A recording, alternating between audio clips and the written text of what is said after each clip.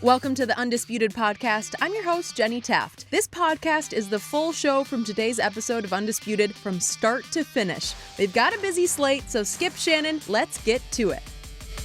Welcome to Undisputed, live from Los Angeles. I'm Jason McIntyre here with my man Greg Jennings and Rob Parker. Good morning, gentlemen. How are we doing today? Doing great. You know, the best part of filling in for Skip and Shannon while they were on vacation is that I could park in Skip Bayless's parking spot. Ooh. You know what I mean? And I got to tow you. Right by the door, right there. Get that ticket. All right, coming up on today's show, did Antonio Brown, we kind of went after him a little bit yesterday. Kind of you went after him. Yeah, you. Yeah. How did he handle his helmet mess? Did he handle it properly? And, of course, an all-time great Laker thinks LeBron has nothing to prove. I think Rob Parker disagrees with that a little bit. Just a little bit. But we got to start the show with Dak Prescott. The Dak drama continues for Dallas. After it was reported that the quarterback turned down $30 million a year, Jane Slater of the NFL Network came out saying that Dak wants to be the highest paid play caller in the league and get a contract worth $40 million a year. But it doesn't stop there. Pro Football Talk's Mike Florio said that report is, quote, all caps false, and Dak doesn't want $40 million a year. All this comes after Stephen Jones said last week that he would be willing to let Dak play out the final year of his contract. Rob, there's a lot there. Should the Cowboys let Dak play out his contract?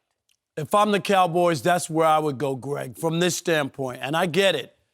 If you roll the dice and he has a big year, it's going to cost you money, big money down the road. But all the numbers, everything else that goes in when you talk about Dak, they're middle of the road. And he hasn't shown you that he should be paid top dollar yet as a quarterback. Football Focus, yesterday we talked about what they ranked him 26th. 55 executives around the NFL in ranking quarterbacks and different players had him as a third-tier quarterback. We see moments, I'm not saying he can't play at all, but we know most of the time in his situation, he needs the running game to be working for him. He needs the defense. He needs just everything to be right for Dak to really excel as a quarterback. We've seen him miss throws. We've seen him be shut down a little bit once the running game's not there. So if I'm the Cowboys, I just want more. Let me see. Let me have him have this bust-out year this year, win another division, get them closer, get them to the NFC Championship game, maybe get them to the Super Bowl. I'll open up the coffers after that. I have no problem paying once somebody produces. But to me, there are too many question marks about Dak Prescott. I'm not convinced he is that franchise quarterback. He may have the potential, but he hasn't had the production to pay him that kind of money. I disagree with you. Not totally. I understand where you're coming from, but no, I would pay Dak Prescott right now. And for all the reasons that you're mentioning, because he hasn't shown the Dallas Cowboys that he is a top 5+ quarterback, an elite quarterback, if you will. But he has proven that he can get the job done. He has been viable. He has been consistent. He's been available, as I've mentioned, and he's a great leader. And when you add all those things up, you then start to look at, okay, what are the numbers? If I franchise tag him, if I let him play out the contract, and then I franchise tag him, what is that going to cost me? But then, not just what is it going to cost me the next 2 years, but then if he does have that big if that you're mentioning of having a great year this year, then that costs me more money. So why don't I get him now when I understand that the market value of the quarterback is going to continue to rise? You got Patrick Mahomes who's going to come up. You got a Deshaun Watson, Jared Goff who's coming up on the contract. These guys are going to get paid, and they're going to get paid top dollar. So you have to equate that into your chess play and moves that you're going to make, trying to make sure that this personnel that you currently have on your roster, that you've assembled, stays together.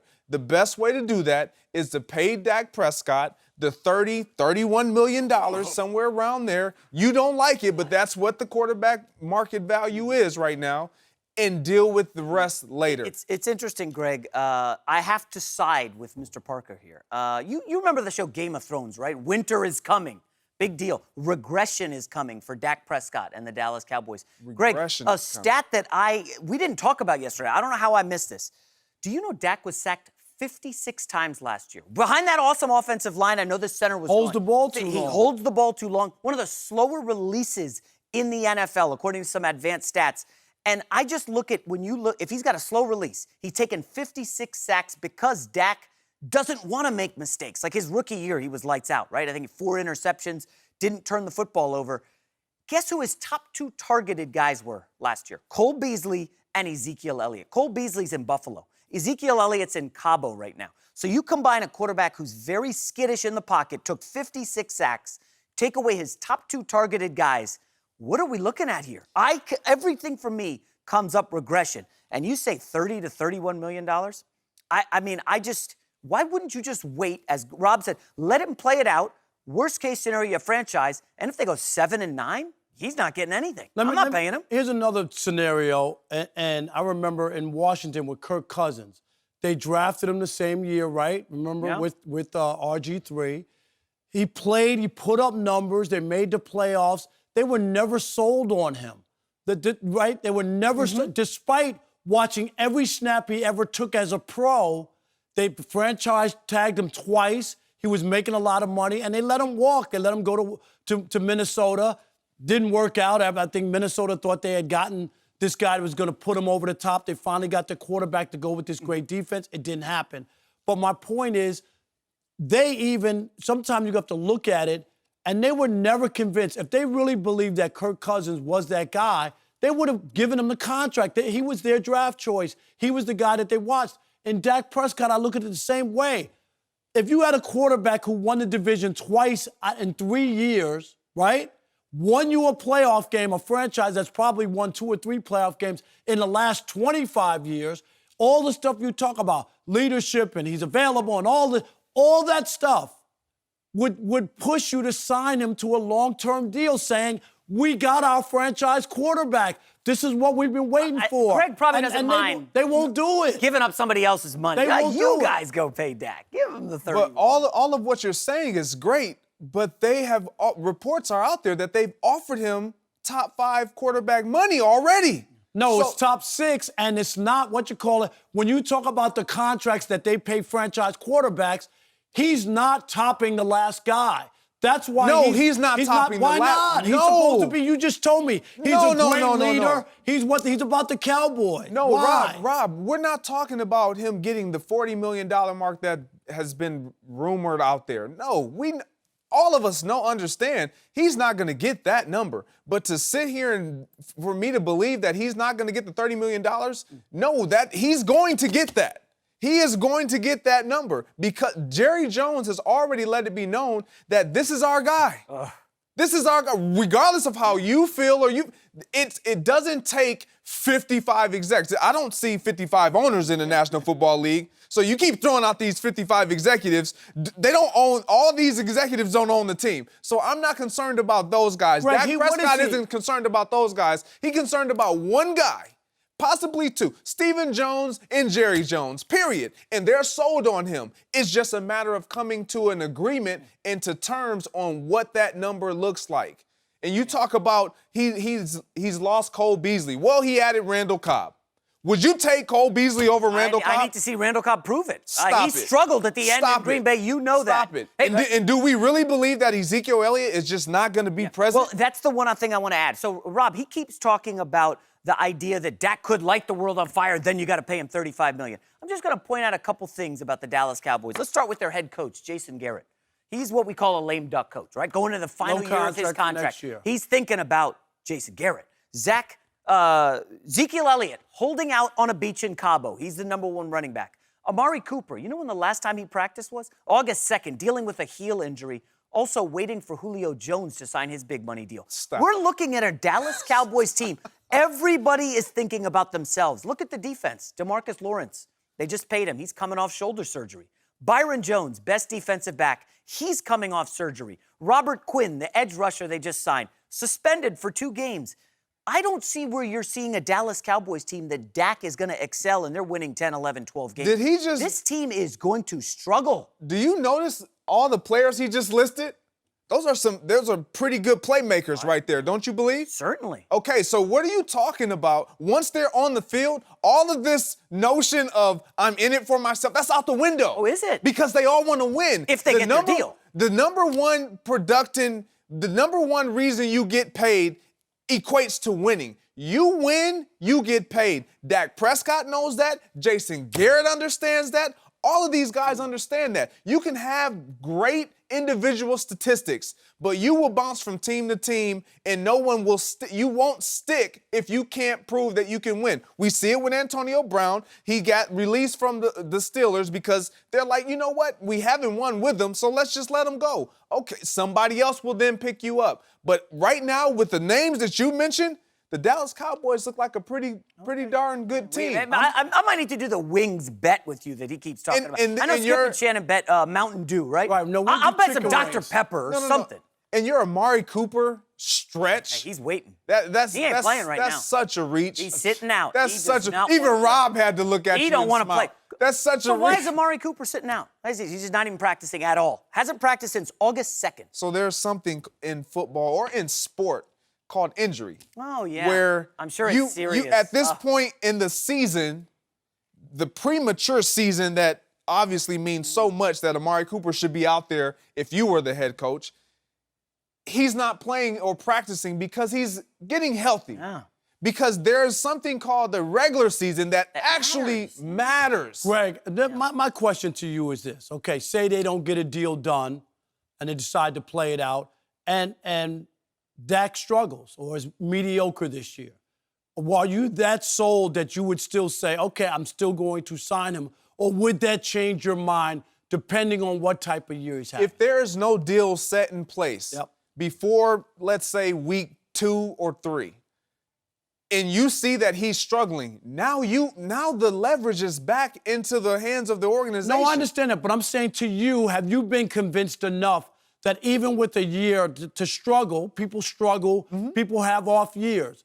Have you seen enough that you still would say, despite the struggle, I'm going to sign him because he's my franchise quarterback. He's going to lead me to a Super Bowl? I have seen enough. Okay, that's what I'm asking. I have seen it personally. I've seen enough. When I weigh my pros and my cons, everyone wants to talk about, and I'm a receiver, his accuracy. Well, when I look at the accuracy of a quarterback, you have to have guys that are allowing you to get open. He still misses creating throws. He still misses throws. Okay. And he does hold on to the ball a little too long. But I think that's his discomfort with what he sees and what he has seen over his first 2-3 years as route running.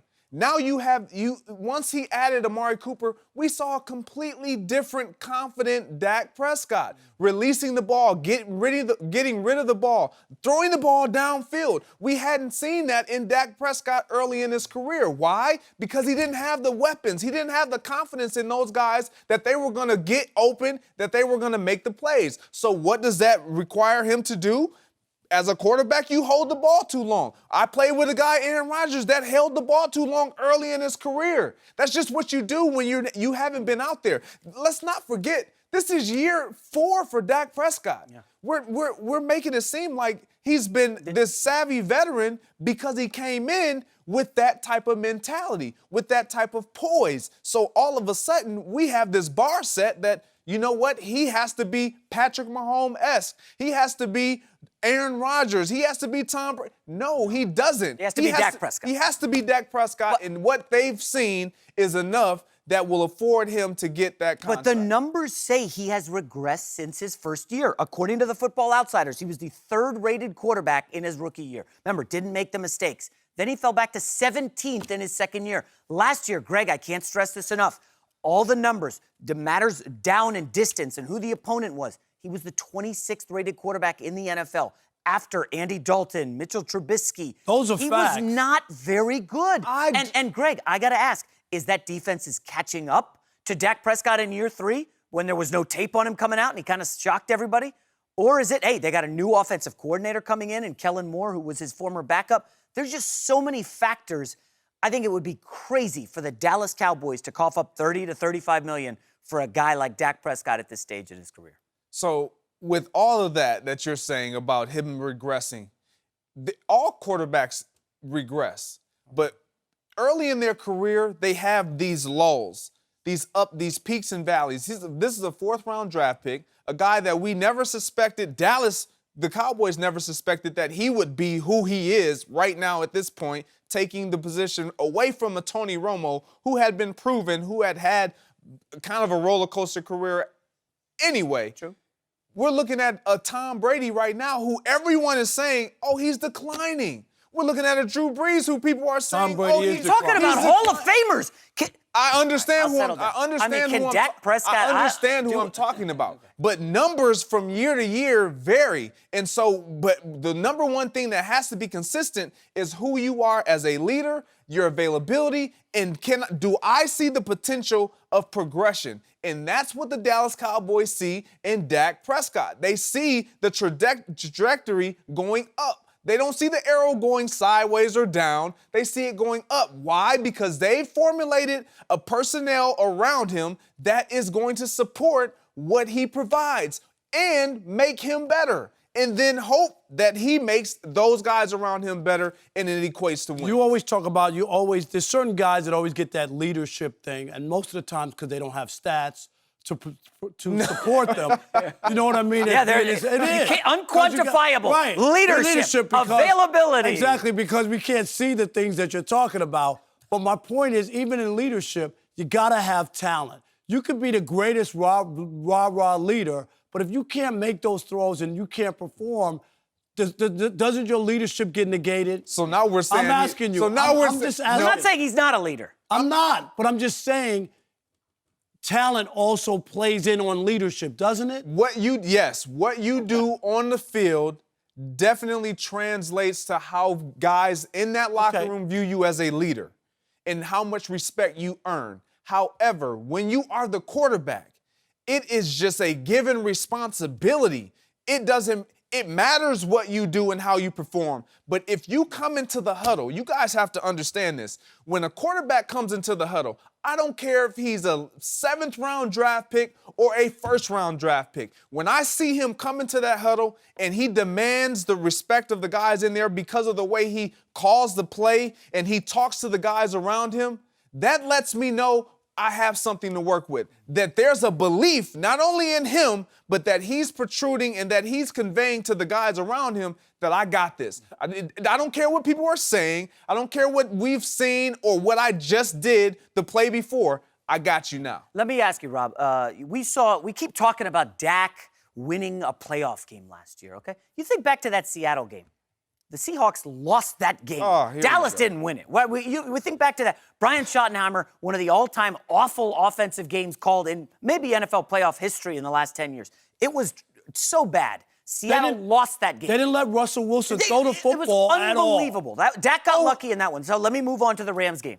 Was that even a close game? I can't believe I had bet on the Cowboys in that like a moron. They got smoked. They could not stop the run. Dak Prescott was ordinary. After that early touchdown pass to Cooper, he was ordinary. I didn't see a leader at all in the playoffs And once they shut down the run with Ezekiel Elliott, Dak couldn't win the game for him. There was no way they were going to win that game. What did they do to improve that offense in the offseason, Rob? They added a 35-year-old tight end in Jason Witten, who last year at this time was preparing to call football games in a booth.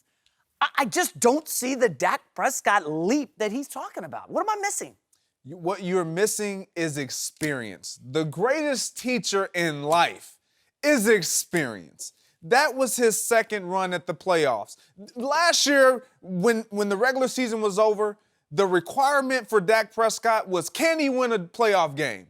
You said you bet on him. I did. And you failed in the 2nd round of the playoffs. Took the L. But he absolutely got the first win that we all were saying he needed to get. There is a progression in sport. There is a progression at the quarterback position, and there is a progression in life. He's taking those proper progressions. I'm not saying Dak Prescott is going to be the top quarterback in all of National Football League this year, but he is going to be worth what the Dallas Cowboys are willing to pay him. Why? Because he's earned that value to that organization. And all I'm saying is, if I'm the Cowboys, I take a wait-and-see approach. I do, too. I just want to wait a little longer, and I'm willing to pay the extra money for him to prove me wrong. As long as you're willing to pay the extra money. At that point, but I want him to prove me, to erase the doubts, to not be the 26th ranked quarterback, to win me a football game when we don't have a running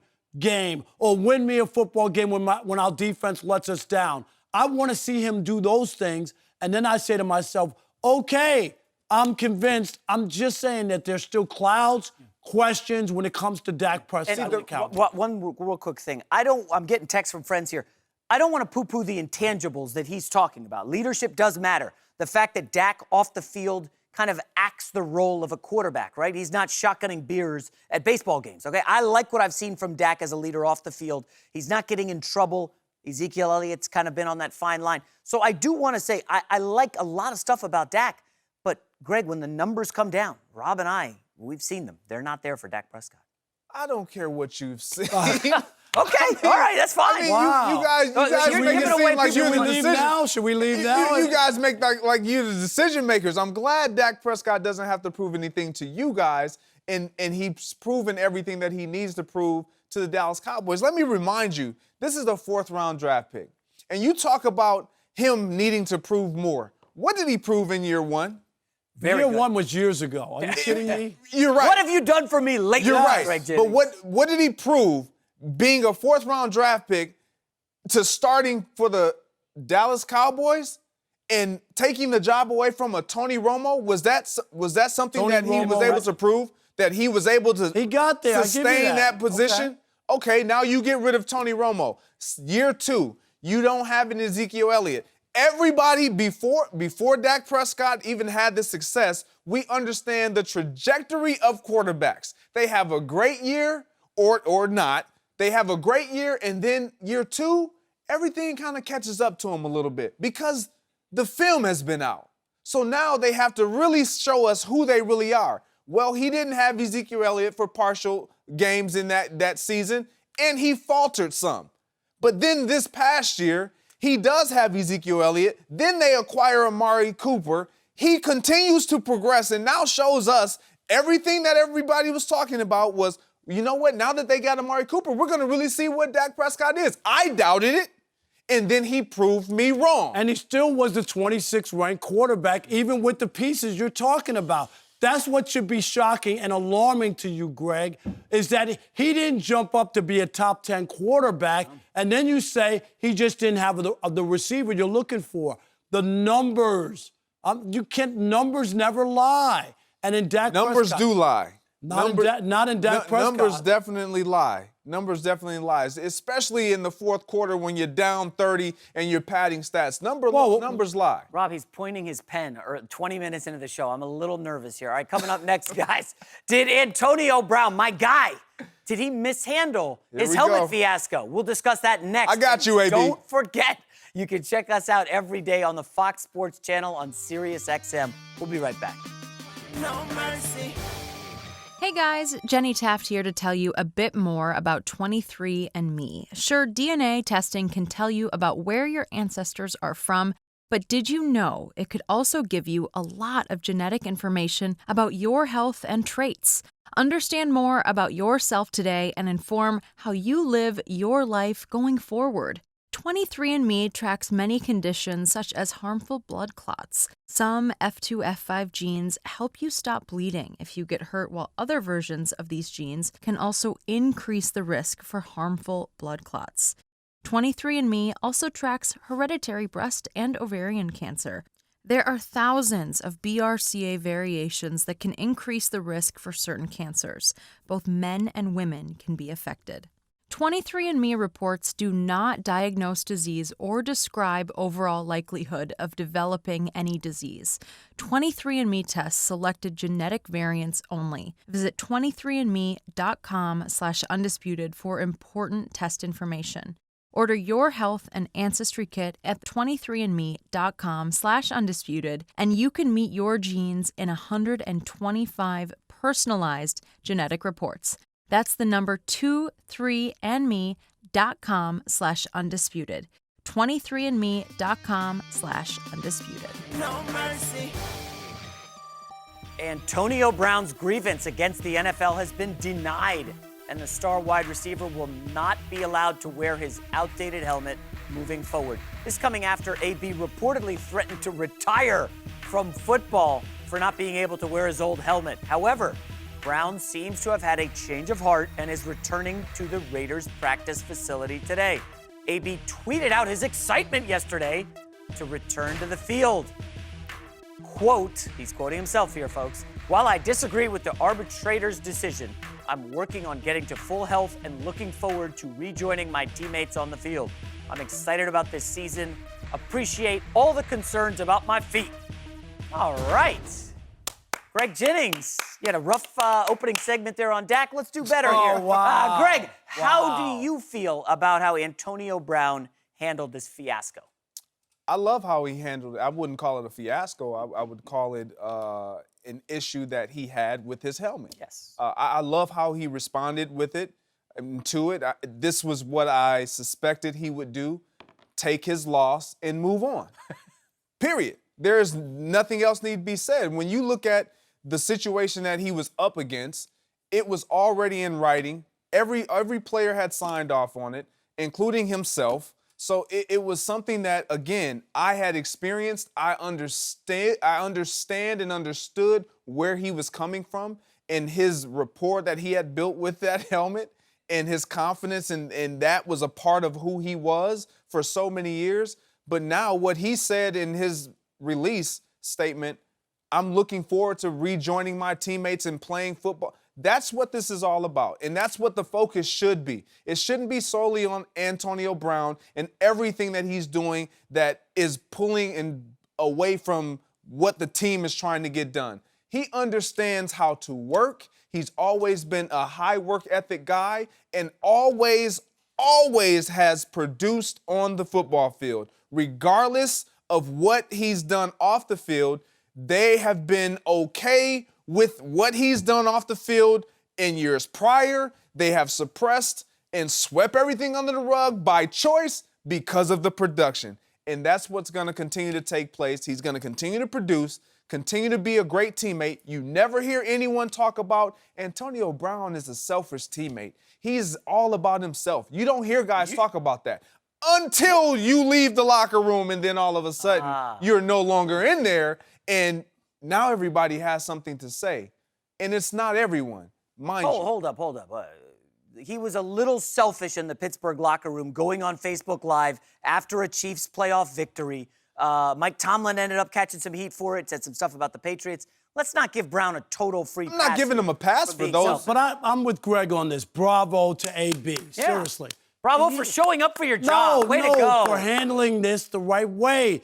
This is in the CBA, which allows him to appeal. Yes. It's just like when players get into fights and they get suspended for 3 games and they go to the commissioner for an appeal. It was just a process. And people jumped on him because you want him to part with a helmet he's worn for 10 years in the National Football League, as if it doesn't matter. If it did matter about your helmet, Greg, you would grab any helmet on the sideline and put it on. Exactly. It doesn't work like that. And all he did was he exercised what was in front of him and allowed by the league. And then once he was denied, he did the right thing. Issued a statement. He's not going to quit. There's no name calling. There's no fight. He did what he was supposed to do. He handled it very professionally. So I love what he did. I think people have decided that no matter what he does or what he says, because he wanted out of Pittsburgh and because of everything, that they're always going to jump on him no matter what the situation. There are reasons to jump on him.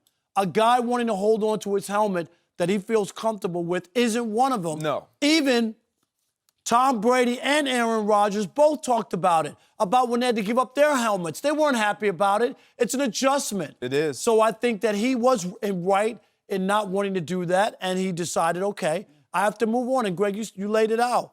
It's all set up. He wasn't going to win, but who knows? You go, you make your case. Maybe there's a technicality. Maybe there's something, that goes on, and maybe you're that guy. You're the exception to the rule. That's why sometimes you take on cases even though you know you're not going to win. Yeah, Guys appeal not always to just outright win, but they appeal to reduce whatever discipline action has been presented them. When it comes to fines across the National Football League, guys appeal fines every single week. If you could save a game check, why wouldn't you? If you can save some dollars, you appeal it. And so what Antonio Brown was exercising was his rights to appeal something that he felt, if they give me half a season, if they give me a preseason, just give me more time with my helmet, I will take it. But they decided on not to do it. He has every right to disagree and then move forward amicably. Like, he's fine. All right, I got to be careful with what I say here. Be careful, I went after the drama king yesterday, Antonio Brown. And I heard from some people on, around the league that I know. And I guess I came away with this, guys. Hard Knocks is tonight. Okay, Hard Knocks season opener was last week. Not very well thought of. The first episode was kind of boring. Antonio Brown, the drama king, has a lot of drama ahead of episode 2 of Hard Knocks. And I wonder, and I'm just asking, just saying, as Rob Parker likes to say, how much of this was for show, was for television? How much of this appeal and this, I might retire? Because just to go back to the retirement, Rob, this wasn't some wishy-washy report. This was Adam Schefter, one of the elite NFL reporters out there, saying that Antonio Brown could retire. How much of this was done? Antonio Brown and his drama, and maybe not necessarily the feat. But this whole argument, and this I might retire, and this huffy fit, this 6-year-old stomping their feet in the middle of Toys R Us because they can't get their Barbie doll. How much of this was for show, was for Hard Knocks tonight? I respect Adam Schefter as a reporter, but I just cannot believe that he would ever consider quitting over a equipment situation. I just don't. And I don't believe at all that this has anything to do with nothing with playing up to reality TV to get them ratings. This is a personal thing that he went on that field with for 10 years. Yeah. You know it. It's like playing softball. I have my glove. I don't want to use your glove, Greg. I want to use my glove that's broken in and I feel comfortable with. Yes, I will argue with you over equipment that I feel comfortable with. I'm all for that. I understand that aspect. But the fact of the matter is Antonio Brown is a showman, okay? He loves celebrations more than anything. He went on a reality show last year, The Masked Singer, I believe, here on Fox. He is one of these guys who's setting up for, I'm coming into camp in a hot air balloon. I'm going to roll up in a back up the Brinks truck. This is what he does. He wants to be bigger than football. He wants that profile outside of sports. But I don't believe that would be the case with the helmet. If you want to say some other stuff but it's a and make a show, He's using that to enhance his profile. You probably got 60, 70-year-old relatives who were like, man, I read about that Antonio Brown. People now know, my mom, a mom who doesn't really watch football, texting me about Antonio Brown. What's wrong with this guy? He now has a profile outside of sports if he wants to transition to TV in a couple years when the Raiders cut him. People always will have a question about what they don't understand, period. Right, that's just life. If they don't know him and they don't understand him, they will never know the gist of who he is and the makeup of who he is. So for you to say that this is all a show, no, you obviously are misunderstanding the situation because you haven't experienced the situation. Here we go. With him playing in this helmet, what I want people to understand is the helmet that is in question here, that is no longer deemed safe, was deemed safe last year. All of a sudden, because now it's 10 years, right? It's 10 years, and I understand this was all drawn up, and the player signed off on this collective bargaining, all that stuff. I get all that. But for him to now say, you know what, yeah, you can just take my helmet and put up no fight, no, that's unrealistic. I understand. That's unrealistic. It's not a show. If this was no Hard Knocks, this same situation would be coming up. It was coming up last year. It was coming to a head. But he had a grandfather clause in there to where he could still wear it. So now all of a sudden, it's come to a head, and now it's for Hard Knocks. Wow, Jason, you're reaching again. Okay, fair enough. It's okay. We will watch. By the way, I'm an HBO watcher. I think this will be the best episode on HBO since the Euphoria season finale. I'm sure you guys watch that. But tonight, listen, when we come in tomorrow, because yes, we'll be back here tomorrow, and Hard Knocks is incredible, and it's the buzz of the internet, and it's because of Antonio Brown, and he shows up at practice, and he's fine.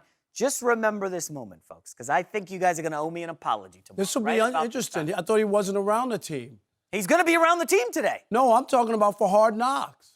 Well, right? The helmet, the story, the scenario that you brought up. See. And if there's none of that in there, will you take it back? If there's none of that, yes, I will definitely 100,000%. I'll take it back. Just want to make sure the you take it back. cryotherapy issue also. He may show up at the facility today and say, "I can't go. My feet are still busted up from being in cryotherapy." And then what are we? 2 preseason games in, he hasn't practiced with the team with his new quarterback. I love how you guys. I don't like the fact that you say he hasn't practiced with the team, because had he not been present all offseason, that would have been the topic of discussion. All he did was work out. All we saw was him at the facility, checking his bank account, him making sure that he was there and present. I missed that. Then he gets this treatment. And this happens to his feet. And didn't he hook up with Derek Carr in the offseason? Yes, he did. Yes, all offseason long. I understand the importance of training camp. Why do I understand the importance of training camp? Because I've been a part of 10 of them. However, I also understand the importance of my feet. And if my feet aren't fit to go, what good am I as a receiver? What good am I as an athlete, as a sports entertainer? I'm no good to my team. I'm not going to be productive. So, yes, I'm going to sit out and wait till my feet heal and feel better so then I can be productive for my team. I just can't wait for him to get back on the field, do what he does, so we can stop with all the other stuff. I think what's lost about AB is what a great receiver he's been. Oh, yeah. I really do, and I think that's what you need because of what happened at the end in Pittsburgh and now the offseason with the Raiders and everything. Once he gets back out there, he starts catching touchdowns, I think people will go back to realizing he's a great football player, and all this other stuff is just noise. Because that's what it is, it's just noise. It can't be noise if he quits on his team in Week 17. I love how Rob is like, well, the end in Pittsburgh. He quit on his team. He walked out of practice, went AWOL all week. They told him he wasn't going to play, and he got upset. He shouldn't have done it. Well, that's because he got all huffy. He shouldn't have done it. Because his teammates didn't vote him. Did they win the game? MVP. They did beat the Bengals. And they didn't make the playoffs. They did not make the playoffs. Okay, so but I love how he makes that leap. Antonio Brown quits on the team. Who cares? They missed the playoffs. Rob, They won the game. Did they not win the game? They did win the game. Okay.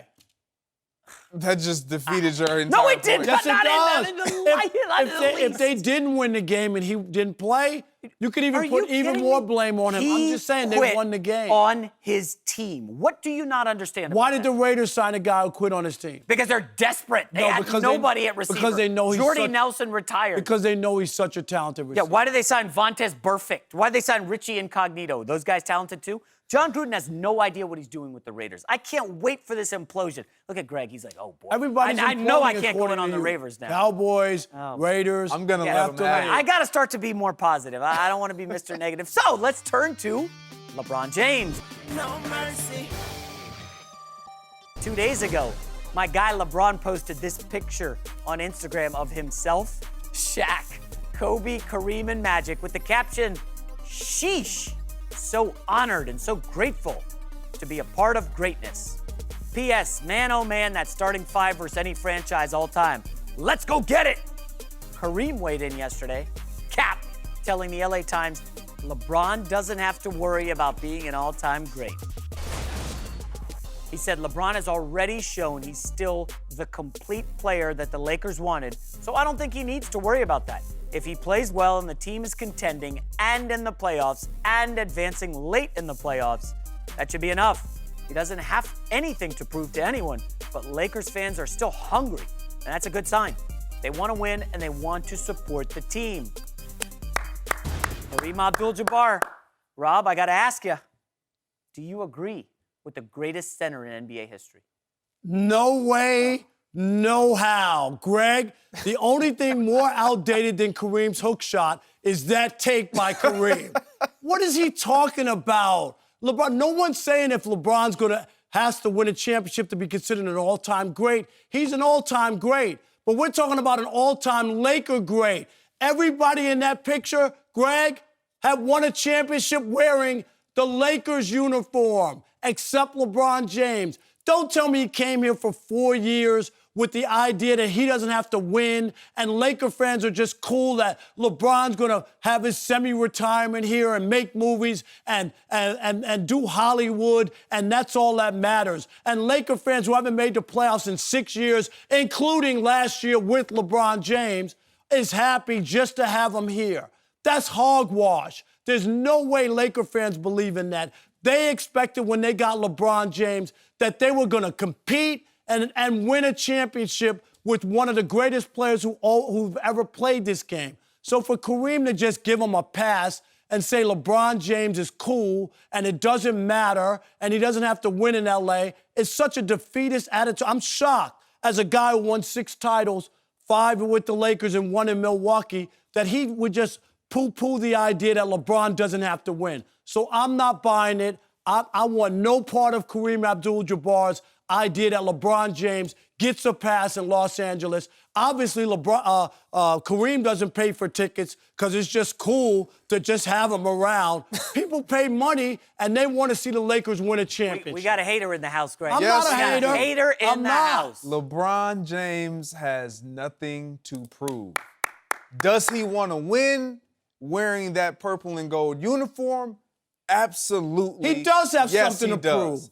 But for you to sit here and say that he has something to prove after all that he's done is foolishness. And for a guy like Kareem to look at that photo and for him to say LeBron James has nothing to prove, I'm going to side with him. Why? Yeah. Because he understands what it takes to put on that uniform. He wore it for quite some time. And last time I checked, I looked at that photo, there was only one guy in that photo that won it the first time he put that uniform on for the first season. And that was Magic Johnson, his rookie year. He did that. Everyone else, it took time for them to actually win a championship. LeBron James and Magic's rookie year, is that what we compare? All I'm saying is there was one guy in that photo that won it the first time he put on that Laker uniform, and that was Magic Johnson. Now that LeBron James has a sidekick, if you will, in Anthony Davis, of course, Anthony Davis sidekick. Of course, the option and the ability for him to win the championship is going to heighten even more. The expectations have always been through the roof. Why? Because we're talking about a 3-time NBA champion.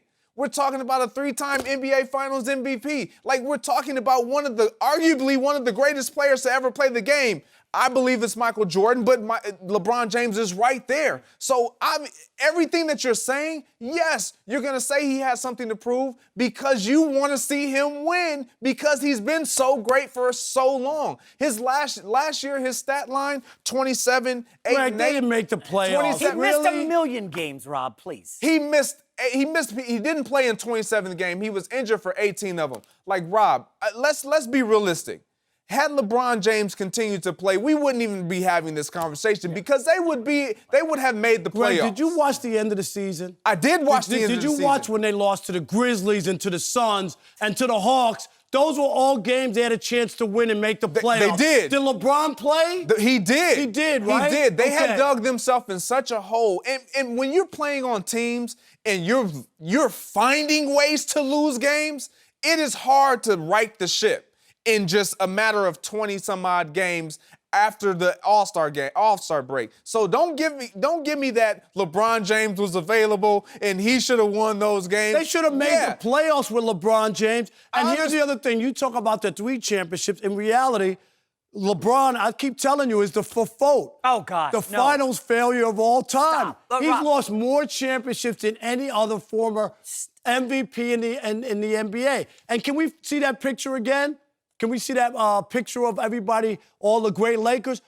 According to Kareem, you might as well add Shmush Parker to the picture. Right. It's the same thing. All right, Rob, I'm glad you called that picture up. I want you to look at it closely, ladies and gentlemen. Okay, Kobe got to the Lakers when he was 18. Magic when he was 20. Shaq, 24. Jabbar, 28. LeBron got there at 33, not in his prime, at the tail end of it. All those guys, it was easier to win a title when you get there early in your career, in your prime. You can't bag on LeBron for this, okay? Jabbar is 1,000% No, he's right. not, because he's not talking about Jason. His first year, he's saying he doesn't have to win. That's He not doesn't true. have to. Yes, Obviously, he you. does. Well, there's a difference. No, between that's what he's saying. You want to win, no, and you have to. No, LeBron. Okay, so what happens? LeBron comes here for 4 years and they don't win. It's a failure. Well, okay, so his time in LA. It's a total failure. Okay, but what does that That's mean? what it is. What does it mean? I His just time in told LA you. was a failure. He's still the second greatest player No one's in saying NBA he's not history. a great player, but the notion that LeBron doesn't have to win, why wouldn't he want to so win you know what in this a is, Laker Greg? uniform This is gonna be- and heighten, all right? Also on the table, if LeBron were to win, he would be the first player to win with 3 different organizations, which would elevate you. Yeah. So don't tell me he has nothing to Okay, play so for Rob, or what doesn't have- happens? They win 1 title in 4 years. Then, you know what it is? He only won 1 No, title. it's not. Kobe won multiple. I just Shaq told won you multiple. what it is. So all he you would want be is the 1 first title. player to ever do that. Kawhi Leonard now has a chance to do it if he wins with the Clippers. He would be the first player. That's huge. Are you kidding me? I don't, but the Lakers aren't the favorites to win. They don't have the best team. Nobody would say they're the favorites right now to win the championship. They have the best team. None of the numbers bear that out. That's not what Kareem Hey, by the way, talked the rest about. of their roster, Rob, is not very good. Listen, you want to blame Jeannie Buss or Rob Pelinka, that's fine. LeBron does not have the best team in the league. They're going to be very good. They should be advancing deep into the playoffs. But you can't call it a failure if they don't win a title. That's just not fair. This is what Rob is going to do. I've noticed he doesn't like greatness. Tom Brady, Tom right? Brady. Stephen Curry, Tom Brady, LeBron. LeBron James. He doesn't appreciate greatness. Not true at all. I think Michael Jordan is the greatest player I ever saw. And I covered Michael Jordan. You're more old school. You appreciate the greatness once it's gone. No, it's not. When Michael Jordan was playing, I'm sure you gave him all kinds of credit and accolades. I was covering the NBA during that time, and Michael went through the same scrutiny that LeBron has gone through. And people always act like Michael had a red carpet ride through the NBA. People criticize him early in his career. He's just a dunker. He doesn't make anybody Those any are better. facts. And he can't win. That's what they talked about Michael Jordan. And then he broke through and became. I was there. I watched the guy's career. So all I'm saying is, I appreciate greatness, but I think today everybody thinks everything that happens today is better than anything that's ever happened. LeBron James is a great player, but he was in Cleveland for 11 years and won 1 championship. Is that his And it's fault? No, my point is, before you go around and saying this guy's the greatest of all time, and everybody doesn't want to count his losses, he's lost 6 championships to be such a great player. He's lost. How many 6 has Michael Jordan championships. lost? I mean, he lost a ton before the but- finals. He got knocked out in the first round more times than LeBron has. He's lost 6 championships, but his ability to get to the finals has been as impressive as most guys' ability to even win a So final. you're a Buffalo Bills fan. You No. like Marv Levy and the Bills. No, because they went to 4 straight Super Bowls. they didn't Marv win Levy, any. Why? Marv They Levy didn't win any. Marv Levy must be the greatest They coach who didn't ever win coached any. in the NFL. They didn't win any. LeBron James has won. That's what you failed to acknowledge the fact that he did win. You just want to focus on what he didn't win, which is unfair. Now he's in LA. Does he want to win? Yes. Does he have something to prove? No, because he's already won. The only thing he has to prove is that he's the best player in the NBA. If he were to win, could that elevate him as far as being the first Yes. player who ever won with 3 different organizations? Yes. So don't tell me you have nothing to play for. He does. Are you saying that if LeBron wins 1 more title, he elevates above Michael Jordan? You would be able to make a better case for him as Yeah. being By the way, the what all-time happened to- greatest player. You- or no, Greg? Could you make a You better can make case? a better case. A better Now, case. wait. He's missing Better. this. Rob, we're talking about LeBron late in his career here with the Lakers. Do we need to revisit Michael Jordan late in his career with the Washington Wizards? Do we need to No, look at we're- that? Because he missed the playoffs We're twice. also talking about Tom Brady, 42. He just won a Super Bowl at 41. They have better trainers, equipment, medicine. Everything is better so that those guys have a chance to be able to compete later in their career. They didn't have that 20 years ago. So The scrutiny is even heightened nowadays. I agree that with because- social media. Because of social media. No doubt about it. So for you to say Jordan was just as highly scrutinized as LeBron He James, was that's a false scrutinized statement. as He was. He was. But it was nowhere near what we see today because of social media. Were there 24/7 cable news networks? No, there back then? wasn't. Were there shows We used like to have this to call back then? sports phone to get the score. There you go. I mean, it's not even close. LeBron is dealing with much more. By the way, let's just quickly revisit this. LeBron was on the cover of Sports Illustrated, I believe, at 16 years old. He has been scot-free off the court. No issues, no arrests, no problems. LeBron has been a model citizen with the glaring spotlight that Greg just talked about. That deserves praise as well.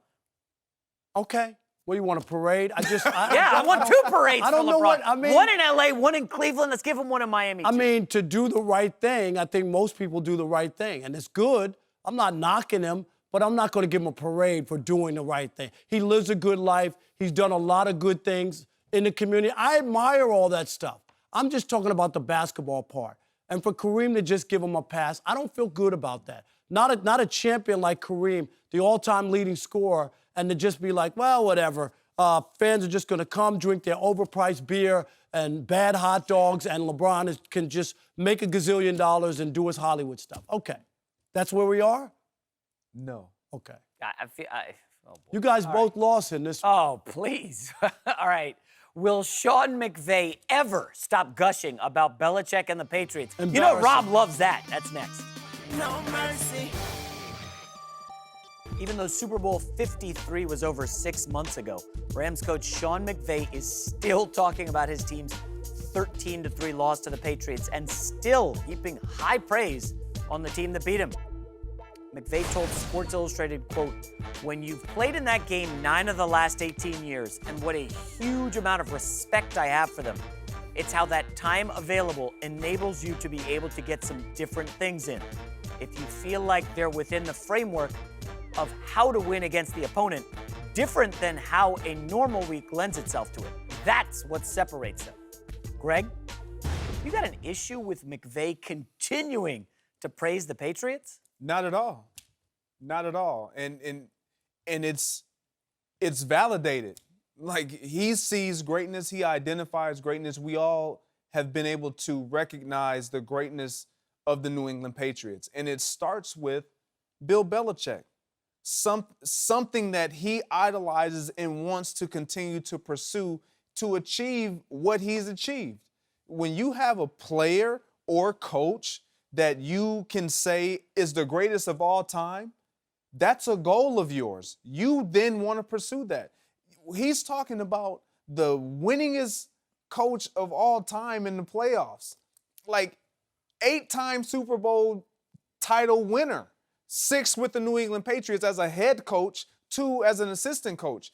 Longest active tenured coach in the National Football League. These are all aspirations that a young coach in Sean McVay would have. And what he's talking about, being to the last 9 out of the 18 appearances in the Super Bowl, having that experience, knowing what to do throughout the week, in short weeks, the in-game adjustments, he's seen it all. He wants to have that opportunity to build his resume, to then say, you know what, I measure up to Bill Belichick. It's going to be a huge mountain to climb. Can he do it? I don't know. It starts with just being able to sustain wins throughout the regular season. Give yourself an opportunity to be in the participation of Super Bowls by winning regular season games, producing in the playoffs, and we'll see what happens. But I have absolutely no problem with a coach owning the fact that he got out-coached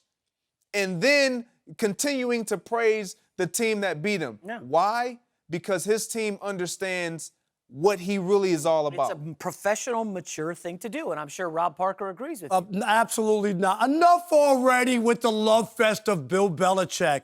I mean, Sean McVay should be embarrassed by the performance. He let his team down in the Super Bowl. That team averaged 32.9 points in the regular season. They get 3 points in the Super Bowl on the 90-yard field goal or whatever it was. That's the only way they even got on the board.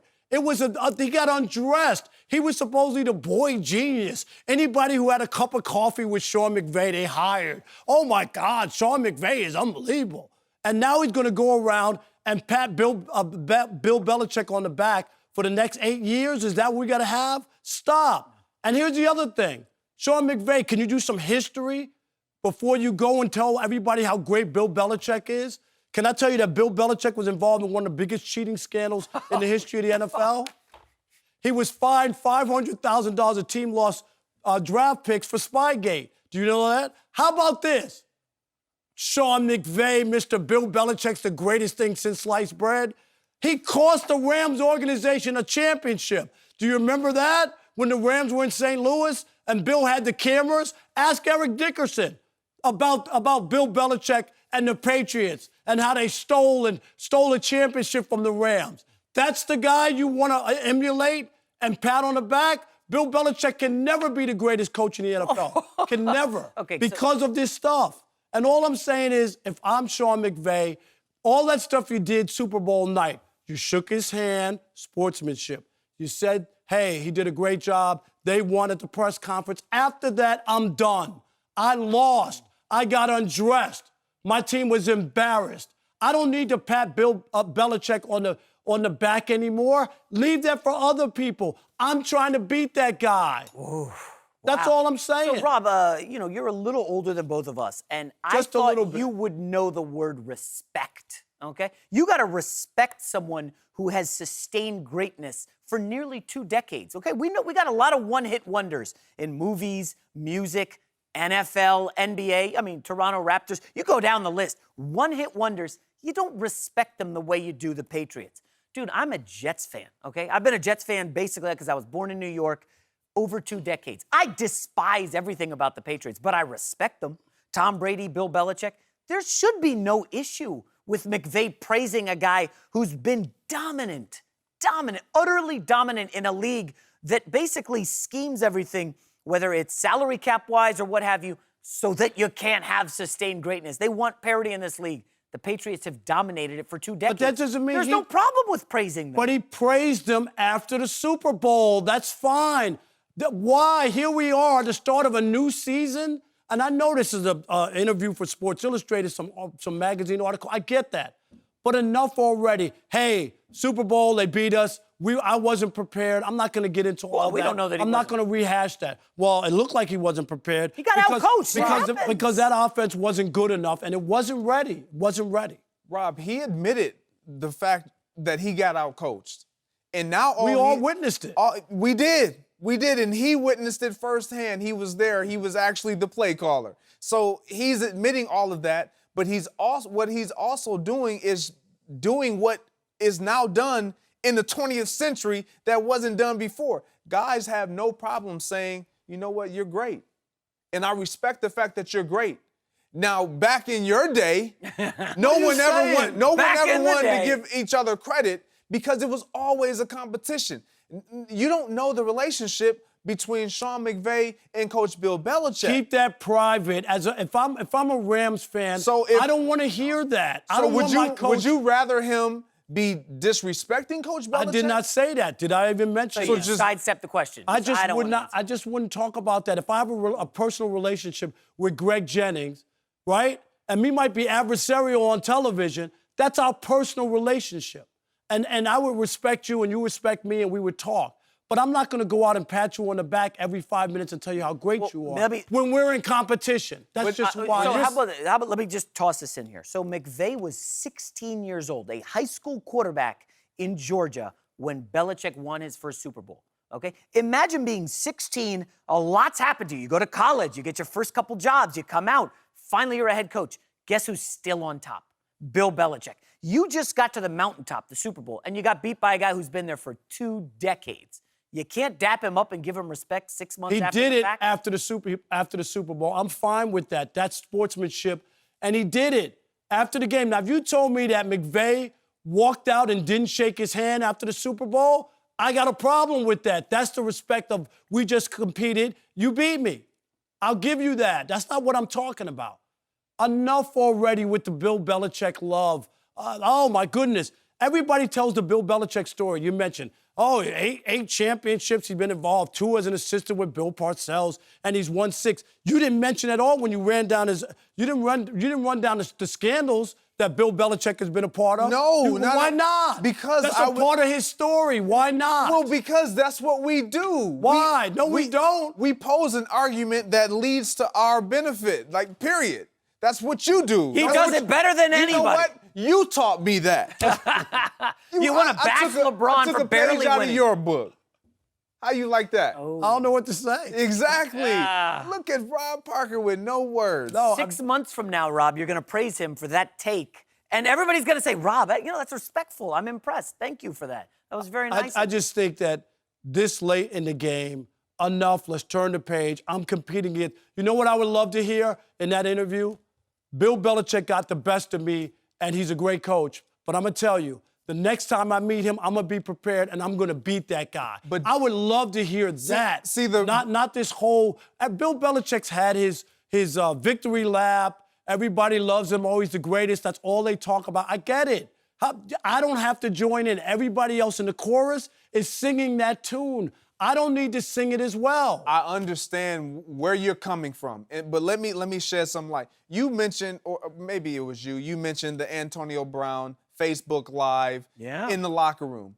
What did he capture Mike Tomlin saying to his team? How he really felt about the Patriots, correct? But that was supposed to be in-house. No one was ever supposed to hear that outside publicly. Would he ever go outside of those realms and say those things? He would talk about how great he is. That's what you do. But in that Rams facility, I guarantee those players know how he really feels. He still respects Bill Belichick, and he believes that he's one of the greatest to ever do it. But don't mistake it for he's not believing that I'm going to beat that guy. If we are given that chance, if we get to that opportunity again, that will never happen to me again. That's what I would love to hear him say. You don't have to hear that if he's telling his guys that. And I would love to hear that if I were a fan. I'm talking about reading the quotes instead of my coach kowtowing to Bill Belichick. Oh, my goodness, like a schoolgirl. Bill Belichick, oh, he's the greatest. I wish I could just have an ounce of his blood in me. You know, like that. That's exactly what it came off as Bill Belichick can do no wrong.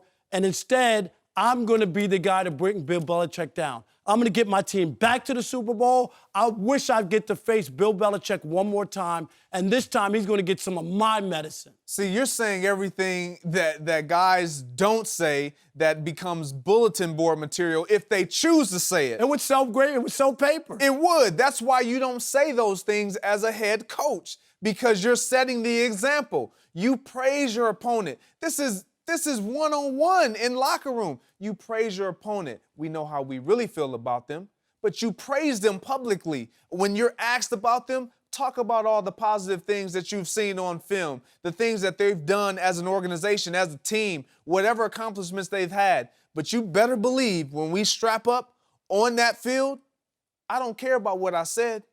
I know what I believe, and I know what I want to do to you, period. That's Sean McVay. That's the National Football League. That is sports. That is competition across the board. This morning, I knew how I felt about coming out here. I knew I was going to be the best dressed. I didn't have to say it. I knew I was going to come out here and destroy you guys. I didn't have to say it. I pumped you guys up. That's what I do. Oh, geez. Did it work? Yes. Okay. All right, Greg Jennings feeling himself this Big morning. time. I love that. The show must be Jeez. over because it feels like he's won. I'm glad he got up after we smacked him down on Dak Prescott. Wow. Hey, Steph Curry, my guy, the second best point guard in NBA history. He thinks his Warriors are still legit title contenders. Does anyone believe him? You betcha. We'll discuss that next. No mercy. The Golden State Warriors, they're going to have an uphill battle this season to return to the finals. Klay Thompson suffered a torn ACL in last year's finals, while Kevin Durant and DeMarcus Cousins, they found new teams. Steph Curry responded to doubts about the Warriors being serious title contenders by saying, quote, I just laugh it off. Rob Parker, gotta ask you, are the Warriors, my Warriors, still legit title contenders? I don't think they are, not at all. I really don't, and I think I get it. They had that unbelievable run. They went to 5 straight NBA championships. First time that happened since the Celtics in the 50s and 60s when they went. So I get it. Everybody thinks, oh, they're still going to win. They still have Draymond. Clay's going to eventually get back. They got D'Angelo Russell. And, of course, they have Steph. So, yes, no, the landscape has changed. They don't have Kevin Durant anymore. That is the piece that's missing. And when you look at their run, this is questionable at best. Remember, it is. When they beat the Cavs, Greg, do you remember that? beat the Cavs in the championship. No Kyrie, no Love. That was the one that they won when Steph was leading the way. Then Steph Curry is the author of the biggest choke in NBA history. Up 3-1, they choked. They choked to the Cavs. Steph wrote that book. No team in the history of the NBA had ever choked down a 3-1 lead. Ever. In the finals. In the finals. This was a 73-win team. Greg, you remember that? All those wins? I do. They lost the last 3 games in that series, including 2 at Oracle. So who did they lose to? I forgot. Right? That was to the Cavs. Who was the leader of that Cavs team? Kyrie Irving. And LeBron was on that team, too. Okay, all right. Then this past year, for all the injuries, oh, it's so unfair. How could Toronto? It's not fair. They had injuries. Wait a minute. Their first championship, they won because Cavaliers had injuries, right? Injuries are part of the game, Greg. Got to play with who's out there. Game 6, Mr. Everything, Steph Curry, has an open look to win the game with 10 seconds to go. He makes all the shots, half court, trick shots. Sometimes I think he's playing for the Harlem Globetrotters. He's so good. But when it comes down to making the big shot in the big moment, you know what? He doesn't make it. 0 for 8 when he missed that three-pointer that would have won that game. Game 6 forced a Game 7. Even with Clay hurt, even with no Durant, they were that close to winning and moving on, moving to the Game 7. So when you look at Steph, now he's officially 0 for 8 in the final 20 seconds in games where they're tied or behind, where he has a chance to put them Okay, so he gave us a history lesson on the Warriors. Yes. Do you want to answer the question, No, Greg, listen. before I put him in his place So all here? I'm telling you is, when you look at all of that, the Steph Curry-led Warriors, right? Steph Curry-led Warriors aren't as impressive as you think.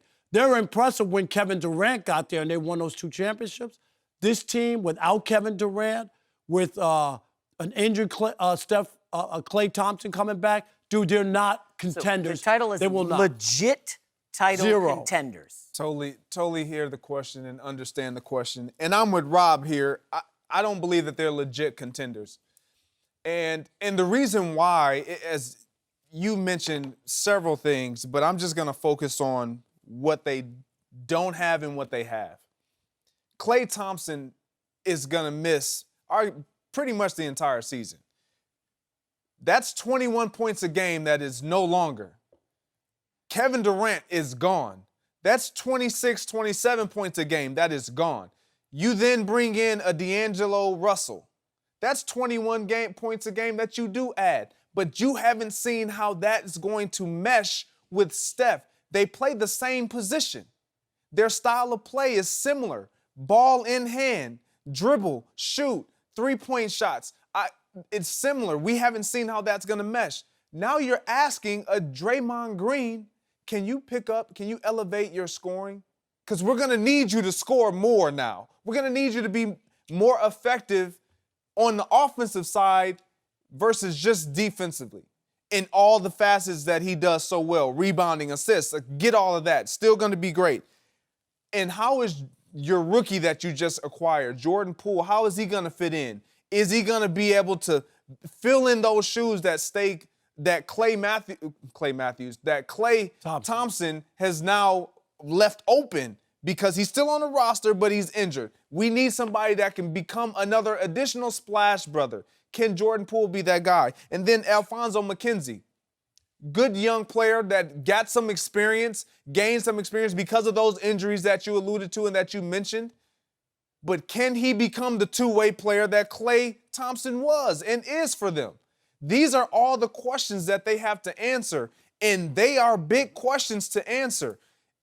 I don't question whether or not they'll be a good team, but a legit contender when you're looking at the West and what the West already is and what LeBron James and the Los Angeles Lakers couldn't do to penetrate the playoff push. Like, it's not going to be as easy as you're making it seem for the Golden State Warriors. All right, gentlemen. All right, this is a good start. Good history, good numbers. I'm going to break it down for you as 3-pronged attack here. This is pretty simple, ladies and gentlemen. Let me get started here with the theme of reinvention. Okay, you guys know it well. Drake was like a teen actor in this Degrassi show, like teeny bopper stuff. He's now one of the greatest rappers going today. Okay, he's reinvented himself. The Golden State Warriors were a great defensive team with Iguodala, Kevin Durant, protecting the rim, changing on the perimeter. They're going to reinvent themselves as an offensive juggernaut. They're going to trot out, when Klay comes back, Klay, Russell, and Curry, a three-headed monster from the perimeter. D'Angelo Russell was an all-star last year. He's a good player. He's going to have to step up his game, but it's going to be easier when you're playing with the Splash Brothers. So that's one, reinvention. Number two, let's look at the actual contenders, shall we? Okay, we got the Clippers, no doubt about it, Paul George and Kawhi Leonard. We've got the Lakers, LeBron, Anthony Davis. And who do we have after that? The Milwaukee Bucks with Giannis and I don't know who their number two is, Chris Middleton. Guy averaged 13 a game against the Raptors when they choked after being up 2-0. Hold up. Milwaukee, maybe the third best team in the league. They're good. They're going to win another 60 games. After that, I go down the list. I got the Sixers? Can Joel Embiid stay healthy? Ben Simmons, is he going to make a jump shot? That's four contenders. I can't find a fifth, and my fifth is the Golden State Warriors. That qualifies them as legit contenders. And finally, by the way, don't even try to mention the Houston Rockets or the Utah Jazz. They're not there yet. And finally, this is going to be a Warriors team that will struggle in the regular season without Klay Thompson. That's undeniable. They will get off to a slow start. Klay will come back by February. Draymond will get in shape, as he always does. They will be a dangerous contender come playoff time. Any rebuttals? I can't buy any of that because the other thing that you're negating is just the Western Conference by itself. You name it. What? You name it. You going to give me Denver Nuggets? Is yes, that what I'm going to give you Denver come with the Denver Nuggets. That was one game away from the Western Conference. Oh, the team that gagged at home in Game 7 against Portland, which can't win a game against the Durantless Warriors. Get out of here with the Denver Nuggets. Portland is another good team. Take it out. Houston's there. Houston? All these other teams. And you know what? I'm going to give you two teams, right? The Lakers were a non-playoff team. You put them in They're in there. Okay? There are two other teams on the outside that aren't going to be pushovers either. Pelicans are going to be much better. I'm just saying in the Western Conference. Wait, we went from legit title contenders to the Pelicans? But my point is, it's not the cakewalk that they used to have in the Western Conference. It's not going to happen. That's true. They're going to struggle I just said that. in the Western Conference. They're not a legitimate. They will not be in the Final Four of trying to make it. They won't be in the Final Four of the Western Conference. They're going to be below that. And they will have to go on the road. They're not going to be. They're going to have to go on the road to mighty Denver. It's really you simple. can't win in Denver. I'll wrap it up with Portland just did in Game 7. We can look at their struggles against the Los Angeles Clippers last year with the roster that they had last year. Clippers had no stars. They had no stars. And now you add to what you had Paul George and Kawhi Leonard, and you really believe that the Warriors are a legit contender? The title was legit. No question the Lakers and Clippers are ahead of the Warriors. No doubt about it. I will see what happens in a 7-game series when everybody's healthy deep in the playoffs. I give the Warriors a shot for sure. I don't think they're going to win, but they're a legit title contender. And hey, maybe they get lucky the way the Raptors did, and somebody gets injured the way half the Warriors roster went down. Things happen. Did you pick Milwaukee or the Raptors? I took Milwaukee. Okay. And you can't count on Klay coming off a knee injury like that. Please. Late in the Clay's already running if you're following him on Instagram. Wishful. I totally understand that and know that, but it's an ACL. Time to get he back needs that. to the NFL. $40 million? Should Jerry just let Dak play out his current deal? Eric Mangini gives us his answer next. No mercy. The Dak drama continues for Dallas after it was reported that the quarterback turned down $30 million a year. Jane Slater of the NFL Network came out saying Dak wants to be the highest paid play caller in the league and get a contract worth $40 million a year. Doesn't stop there. Pro Football Talk's Mike Florio said that report is, quote, all caps false, and Dak does not want $40 million a year. On top of all that, last week Stephen Jones said he would be willing to let Dak play out the final year of his contract. We're joined now by FS1 NFL analyst Eric Mangini. Eric. What's up? Good morning. Good to have you again today. A lot of fun yesterday, especially when you went after Rob. Let's He start always here. goes after me. The inconsistent Rob Parker. Inconsistent Rob Parker. Hashtag that, Hashtag baby. inconsistent Should Rob the Parker. Cowboys just let Dak play out the rest of his contract? If they could, that would be an ideal situation. If you look at the 2-year deal, or the amount of money they'd have to pay over the next 2 years, because they could play his current contract and then franchise him next year. And the franchise number this year is somewhere around $25 million for a quarterback. So let's say it goes up $4 million or even $5 million. You get to a $32 million number for 2 years where he has to go out and consistently perform. Now, it could cost you a ton on the back end, just like we've seen that play out with Joe Flacco and with Kirk Cousins. But you get 2 years at real value. You're not putting out the cash this year, which allows you to do some other things, which obviously they have some other things they need to take care of. And there's no better situation than a player who's in his contract year, because those guys are the hungriest, and that usually translates into really positive things from a play perspective. You mentioned Cousins. Mm-hmm. What did you read into that when, okay, they drafted him, they saw every one of his snaps, yet they refused to sign him to a deal? They franchised him, right, twice, and then eventually he wound up going to the Vikings. Was it because inside that building they didn't believe in him? They didn't think he was really a franchise quarterback, despite the numbers? It was absolutely that. It was absolutely that situation where they didn't know if, when the games were tight in the fourth quarter, whether he could be that guy. They didn't know that in the playoffs or in those big moments, whether he could be that guy. And the numbers that he had were outstanding. And if you looked at that as a separate entity, you'd say, of course, this makes total sense. But if you're in the building, and there's the other component of what type of leader is he, what type of relationship does he have with everybody else? Does he make players around him better? Is he a force multiplier? All those things go into the equation when you're trying to sign someone or decide to sign someone for money that's really franchise-changing money. Can I just add one other thing? And in the situation of Dak, is that why they're hesitant? If he was really that franchise quarterback, they've won 2 of the last 3 NFC East, right? They won a playoff game with Dak. All these things have piled up. He has as many wins as Tom Brady the last 3 years as a quarterback. Why wouldn't they just say, he's our franchise quarterback, and let's just sign him? We got our guy. Or is there question marks still in the organization? That's why he's not signed. Well, it's a little unfair that we're sitting here saying they're not saying he's their franchise quarterback. Their offer now, if it is as we understand it to be, still puts him in the top 5 or number 6. That's a significant offer. So maybe you don't become number 1 overall, but he's got to have some perspective as well. And typically a deal can be structured in a way where if you continue to perform at a high level, you get compensated more as the deal goes on. There's accelerators that you can put into. There's a lot of things that you can put into deals that allow you to be compensated based on your performance, but the player has to agree to those as well. So there is a significant deal on the table where the Cowboys are saying, you are a quarterback of the future, you are a franchise quarterback. Is it as much as they want? No, but it doesn't mean they haven't made that commitment or that statement. Eric, let me add this. Like, we keep talking about the idea of, oh, Dak could blow up and have an awesome year. Well, the opposite could be true. Jason Garrett, in final year of his deal, Ezekiel Elliott holding out. We got some questions about the defensive guys, stars coming off an injury. What if Dak doesn't perform well? He's an average quarterback, and they will go 7-9 and miss the playoffs. Then what? What happens to Dak?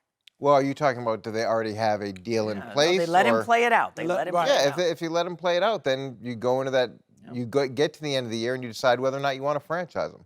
And probably going to franchise him based on his body of work, but you're also going to feel really good about the fact that you didn't sign him to a long-term deal. There's real upside to that, and there's real downside to that. It just depends on what you think is going to happen moving forward. And if you don't believe that he's going to be the guy, then you take the Washington Redskins model and you franchise him, and then you potentially franchise him again, and eventually you let him go. If you think that he's going to be the guy, it's better to sign the deal right now, because these deals just get infinitely more expensive every time a new quarterback signs. And to that point, this is why I say you sign Dak Prescott right now, because the numbers for a quarterback, it's going to go up. And if he does have that year that I believe he can and is capable of having, which will put him in the top 12 of elite quarterbacks in our league, then you're going to have to eventually pay him that money. Now, if you pay him now, you get him at the 30, the 31, 32, whatever that number is, but you understand and you already know the value that he provides to your team and your organization, the rapport that he has with the guys in that locker room, the respect that he's already garnished. You know that guy. You already have seen him prove that he is our guy because Jerry has said it, Steve has said it. Like, these guys, they've already said Dak is our guy. We want him. They have offered him a significant contract already that he hasn't agreed to. But not the contract that most quarterbacks, every time a quarterback signs, it's usually up. The Dak is the one that's they're offering less money That's to. false. Most of the time it is. That's false. Nick Foles, we saw Nick Foles, what he's done, and he didn't go down to Jacksonville. Nick Foles is an old quarterback who's been there, done that. Wait, Dak Prescott's definitely better than Nick Foles? Well, but he's a younger guy with a more upside. We know what Nick Foles is, and he's already been in the league for 10 years. My point they're not on par. My point that I'm making is you have the potential that Dak Prescott is going to be something special. He's already proven that he can win games. He's already proven that he can win in the playoff. Now you add a Randall Cobb, an Amari Cooper, and you give him a Jason Witten in the locker room and on the sideline as a tight end, as a safety valve, and Ezekiel Elliott in the backfield. You have something special, and that's what they're banking on. Look, we don't want to start from scratch. Why would we start from scratch when we already have something really special? We just know we're going to have to pay something for it. Why not pay now versus allowing them to have then leverage if he was to have a great year? Now that number goes up. Because you have doubts. There's some doubts. And look, in sports, there's often the thought process of don't tell me you love me, show me you love me. And you want to be able to, you want to see that commitment. And yeah, they have said he's our guy, but in sports, someone's your guy until they're not your guy, or till there's a new guy that's your guy, and that's just the way it works. All that being said, every contract doesn't go up. Le'Veon Bell's contract, I'm talking about quarterbacks. Didn't reset the market. I understand, but I'm just saying every contract doesn't go up. The market kind of gets set, and sometimes it gets adjusted upward. Typically, it gets adjusted upward. Sometimes it goes the other way. Now, all that being said, you still have to look at it from a business perspective. If you feel like his value is in between Carson Wentz and who's behind Matt him, Ryan. and Matt Ryan, if you feel that that's what it is, then from a organizational standpoint, that's what you're going to fight to get. And you've got to find some middle ground between what the player thinks and what the organization Eric, let me thinks. ask you this. You mentioned Carson Wentz yesterday a lot in relation to Prescott, maybe because they're in the same division. But I noticed Dak Prescott took 56 sacks last season, second worst in the league. That's behind his renowned offensive line. I just wonder, do you really think at this stage in his career, Dak is progressing toward a Wentz-like career? Wentz's trajectory, what of course. What is a Wentz-like? I knew you'd ask that. Wentz-like career? Well, he's been in the MVP discussion twice, Okay, Eric. that's fantastic. He's missed a bunch of games. He has missed a bunch of games. When you look at, if I was Dak Prescott, I would be arguing hard for the Wentz-like discussion because Dak Prescott's numbers are better than his in almost every category. Well, he's got a better record head-to-head.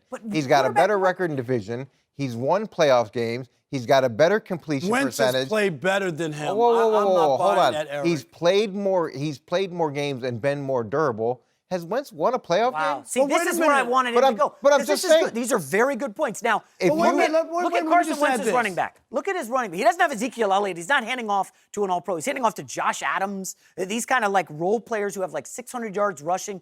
And Carson Wentz's numbers, according to DVOA, the Football Outsiders quarterback stat, he's a top 15 quarterback in the league. Dak, 26th last Well, look, year. I mean, I'm sure DVOA is the be-all, end-all on how we're going to evaluate quarterback how we're going to evaluate every single player because obviously analytics has transferred so well into football as opposed to other sports. But whatever their number says, let's go with their number. But if I was his representative, that would be the argument I would take 100%. Is we came in the same year. This guy's been paid a lot more money. This guy has missed games. This guy isn't better than me head-to-head. He hasn't won a playoff game. He doesn't have a better completion percentage. You put the numbers, you stack those things together, and Dak has So now wait a minute, Dak wait a has a minute. compelling argument. And the only thing I will push back on is I think you're totally misrepresenting Carson Wentz's year, that even he didn't win the MVP because he got hurt in the final 2 games, he still had more touchdowns than Tom Brady and less interceptions. And he still didn't win the MVP because he missed the last 2 games. That season he put together, Dak Prescott hasn't had anything close to that. Rob, Nothing close to it. Rob, what Coach is saying is all that matters. The fact that injury is a part of the game, it matters. No, I know, Had he but- been able to play that out, then we have a different conversation. But what he's saying is fact, regardless No, of how but Dak has never played on that level is what I'm saying. Rob, regardless of what you feel from a talent perspective, what he's done with the team that he's with has been he's outproduced Carson Wentz, period. He's outshined him. He's played. He's outplayed That him. is head crazy. to head. Greg, he's a beat better him. quarterback than Carson Wentz. I'm not saying that. I'm asking you that. No, I don't believe Does that he he's a deserve better Carson Who's the quarterback. best quarterback, Coach? I mean, I want to know. That's not what My we're point is- arguing here. But initially the question was about sacks. Yes. And one of the reasons that Carson Wentz has missed so many games is because he takes so many hits. He hasn't been a guy that has learned, as a lot of young quarterbacks have this problem, that it's not worth getting blown up to get a 3-yard completion. So he's put himself at risk. He's taken a lot of hits. He's gotten hurt, and there's no reason to believe that trend is going to change. Okay, he's missed a bunch of times. Has he really learned from those past experiences, or is he going to be unavailable again? So are the Eagles going to be playing a guy that's not playing for what, the 3rd year in a row? Last 2 years, he's ended the season with season-ending injuries. I'm an owner of an NFL team. I hire you as my head coach, and you have a choice between Dak Prescott and Carson Wentz to start your franchise. Who are you picking? Eric Mangini as the head coach. First of all, I'm just asking you. Well, I know, but it depends on what system we're going to. No, you're the coach. I want you to pick a guy. Look, I'll pick I a know guy. what you want me to do. I understand what you want me to do, and in your black and white world where there is no gray, like we could go to fantasy world, but that's not how it works. You've got to put things into context. Otherwise, it's just All right. it's DOVA You know what? or whatever. You're fired. You're fired. Yeah. Greg, you're my coach. I'm going with Carson Wentz. However, when you look at the numbers, when you're at the table of contract negotiation, I look at these numbers, which are someone else's, and I look at mine, and I say, well, shoot, he's getting paid X amount of dollars, and my numbers are better than his. What So numbers are we that- talking? Statistically, his numbers are Almost every comparable. number is we better. need another segment on Like this. completion Talk to the percentage, producers, yeah. like all of that, touchdowns. It has Dak doesn't turn the ball over. Head-to-head wins, But playoff Derek, wins. even in Major League Baseball, division we've seen championships. batting average doesn't matter anymore. The advanced analytics matter more. They take more into account. Carson Wentz is playing a first-place schedule after they won the league last year, when they won the division. He's playing with inferior talent around him to Amari Cooper and Ezekiel Elliott. Like, so much of that goes in. You think that the Eagles have inferior wide receivers? You don't Yes, think I the do. Eagles I wide think Amari receivers Cooper is a played better pretty well? receiver than You anybody don't think the their Eagles tight have. ends were Their pretty tight end good? is excellent, yes. So the Eagles pretty much won the Super Bowl with a lousy team. Not a lousy team. Like, of Eric. course, I mean, they stunk. Of course, now we're they gonna won go that. there, all But right. I'm just saying that What? somebody on that team had to be pretty good Nick Foles for them to play. shredded your Just- guy Belichick. Just Nick Just Foles. took him to the But what about woodshed. all those other games leading up? Nobody played line was defense. great. Nobody Yeah. played special teams. Brady hung 35 on him. All right, coming up next, Tom Brady doubled down on the claim that he will play until he's 45. We'll discuss the chances of that happening when we come back. No mercy. Tom Brady will play this season at the age of 42 and has been pushing the narrative the past 2 seasons that he wants to play until he's 45. Questions began to arise when he put his Boston area home on the market over the weekend. When asked yesterday if he plans to play until he's 45, Brady said he certainly hopes so, and that the hardest part is preparing his body for each season. Eric Mangini, thankfully back with us. Do you believe that Tom Brady will play until he's 45?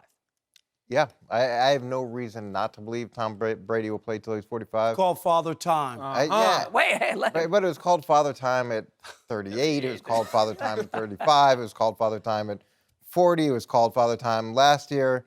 And one of the things that he's consistently done is defy Father Time. I think the issue in New England, it will be more a function of, do you get into a Jimmy Garoppolo type situation again? So let's say the new kid they drafted, Jarrett Stidham, had a pretty good preseason opener, very similar to Garoppolo's opener.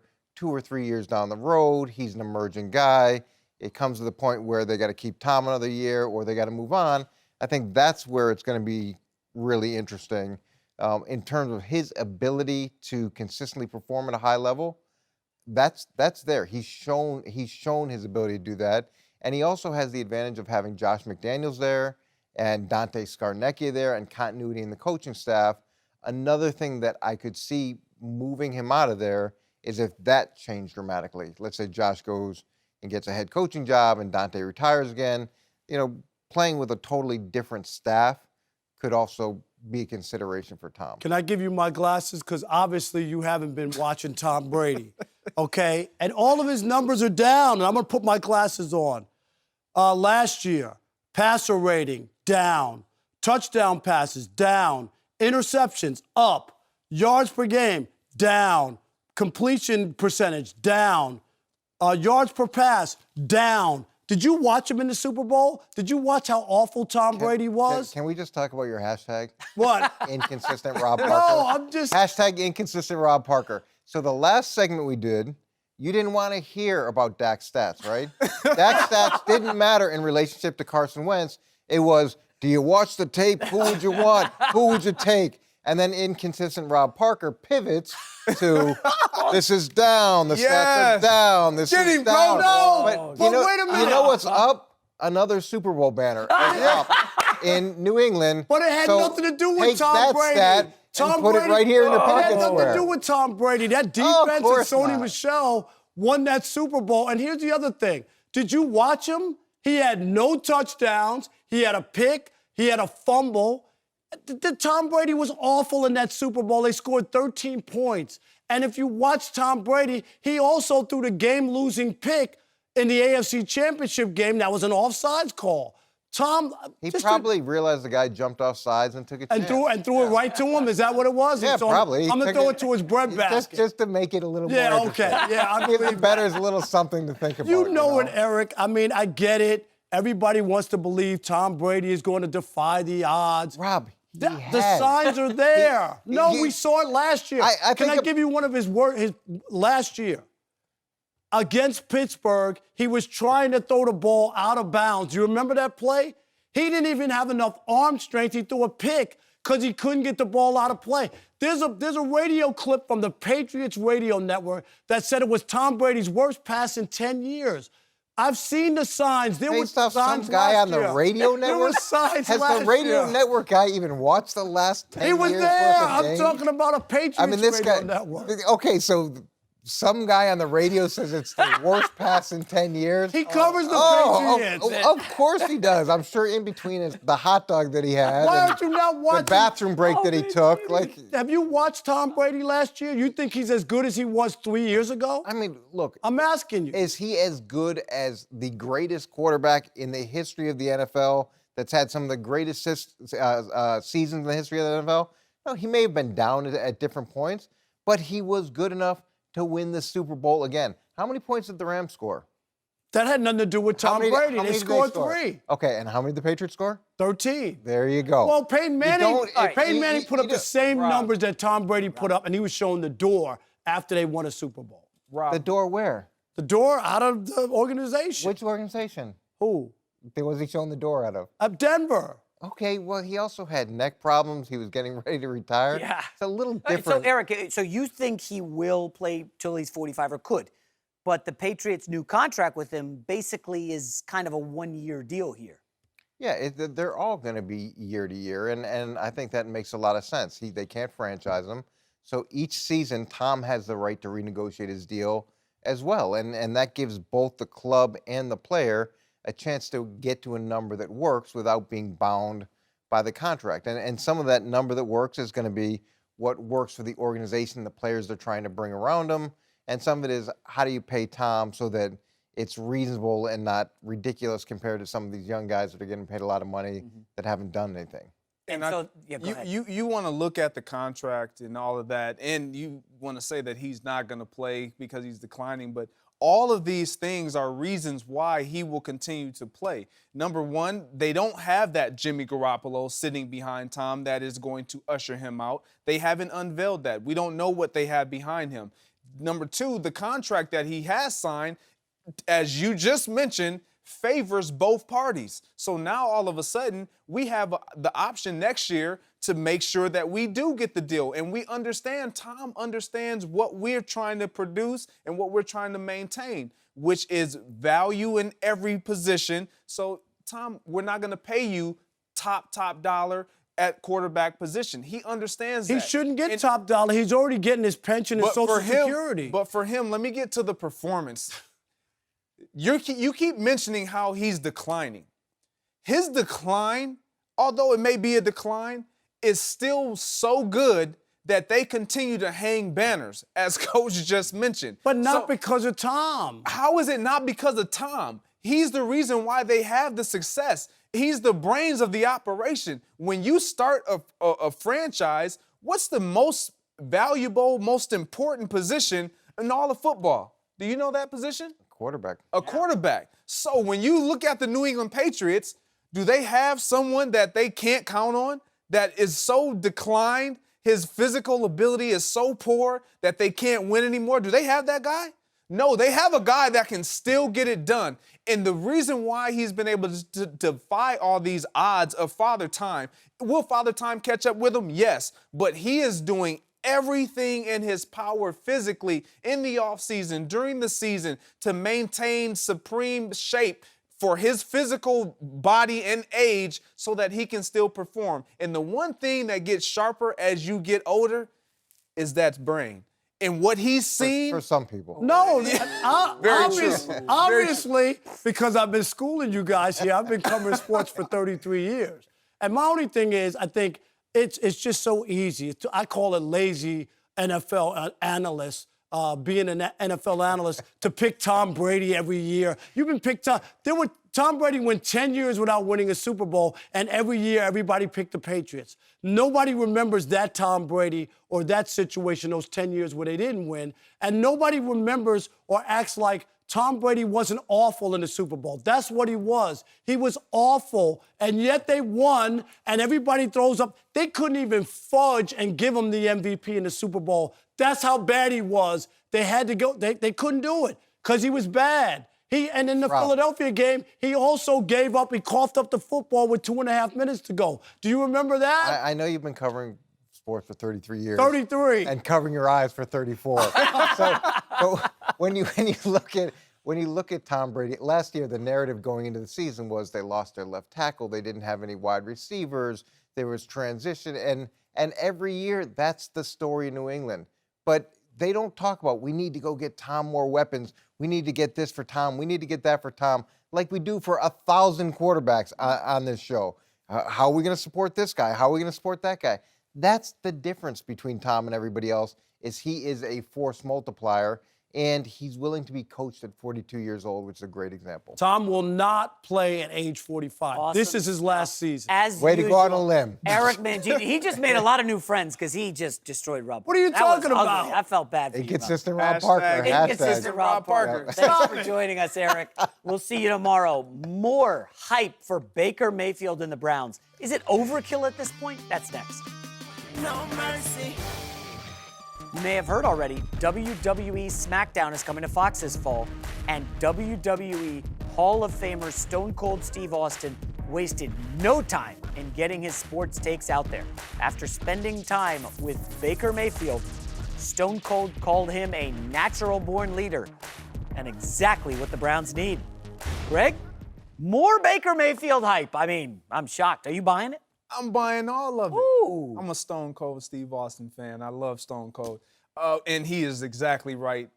Baker Mayfield is a born leader. When you look at his track record, coming on as a walk-on and then elevating to where he was in his collegiate career, something special, Heisman Trophy winner. I mean, the accolades are all there. And when you look at where he is currently now, drafted #1 overall last season to the Cleveland Browns, And now he's developed this personnel around him with an Odell Beckham Jr., Jarvis Landry, and Njoku, all these talented guys, Kareem Hunt, all these guys around him.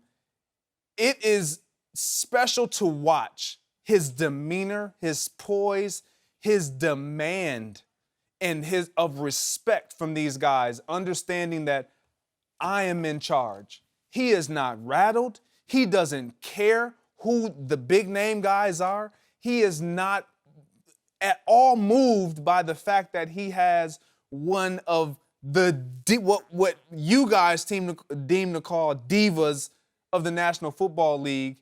He's not moved by it at all because he knows who he is. He's so supremely confident, not only in his own ability to perform and produce, but in his ability to make sure that everybody is going to be on the same page. I got this all under control. Coach Kitchens knows that, you know what?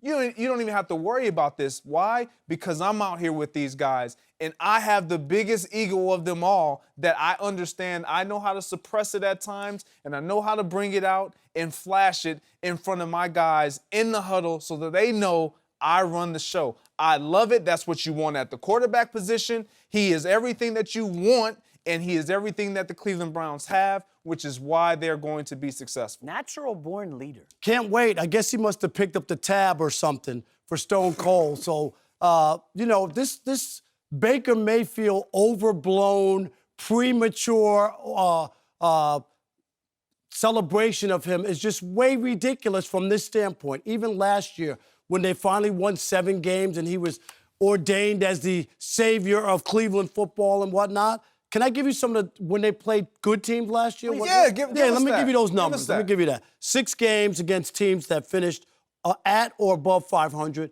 1-5, 59% completion, 10 touchdowns, 11 picks, 77 quarterback rating. He wasn't that good. He's a rookie quarterback. No, I understand that. I was going to add It doesn't that. matter that. You know what? There are guys who are rookies who excel, okay, and guys who play well. Yeah. All I'm saying is, let me see when, okay, now the bright light's on. Everybody's saying Cleveland's going to the Super Bowl. Everybody expecting, all right, Baker Mayfield and the Browns to come to town. No one's going to overlook you. I want to see all of this. And I want to see that when things don't go right and all those personalities and players that he has, and OBJ isn't getting the football like he wants it, and all that, I want to see how that plays out. With a rookie coach in Kitchens, there's a lot of stuff that tells me this could blow up on them. I would agree with a lot of that, but the question is he a natural-born leader? Do you agree with I don't know, because whenever the leadership thing comes up, it's still based on talent.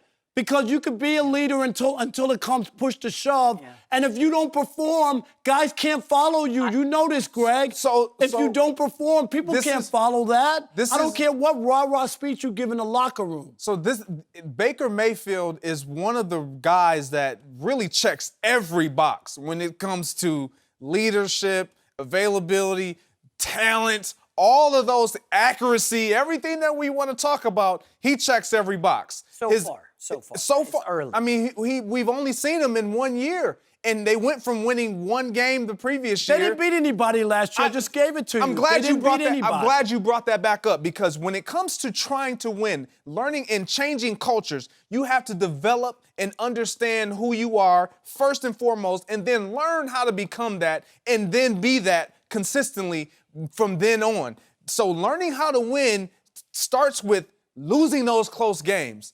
When I was with the Green Bay Packers early on, when Aaron Rodgers took over, we lost so many close games, and we were so close, and we could have been so special, but we weren't, because we didn't know how to win. We hadn't learned the art of closing and finishing in the fourth quarter. What these young guys are going to do is learn that even if they don't become all of what we expect them to be this year, and I'm not saying that they can't, because they have an opportunity to do that, they still will have the trajectory going in the right direction with Baker Mayfield, because he understands what it takes to win games. This is a tough one. It feels like it's a fence-sitting question. There's no because you don't know. Here, okay, see, yes, I would agree. He is an alpha male. He walks into the room, Baker Mayfield has an aura, a persona about him as a guy who's been an underdog his whole career, right? Walking on at Texas Tech, transferring to Oklahoma, winning the job, winning the Heisman Trophy. But to Rob's point, like, I still need to see way more. Last year, he had a coach who was playing with house money, Freddie Kitchens. You know that guy was a running backs coach last year? Now he's got to command the locker room.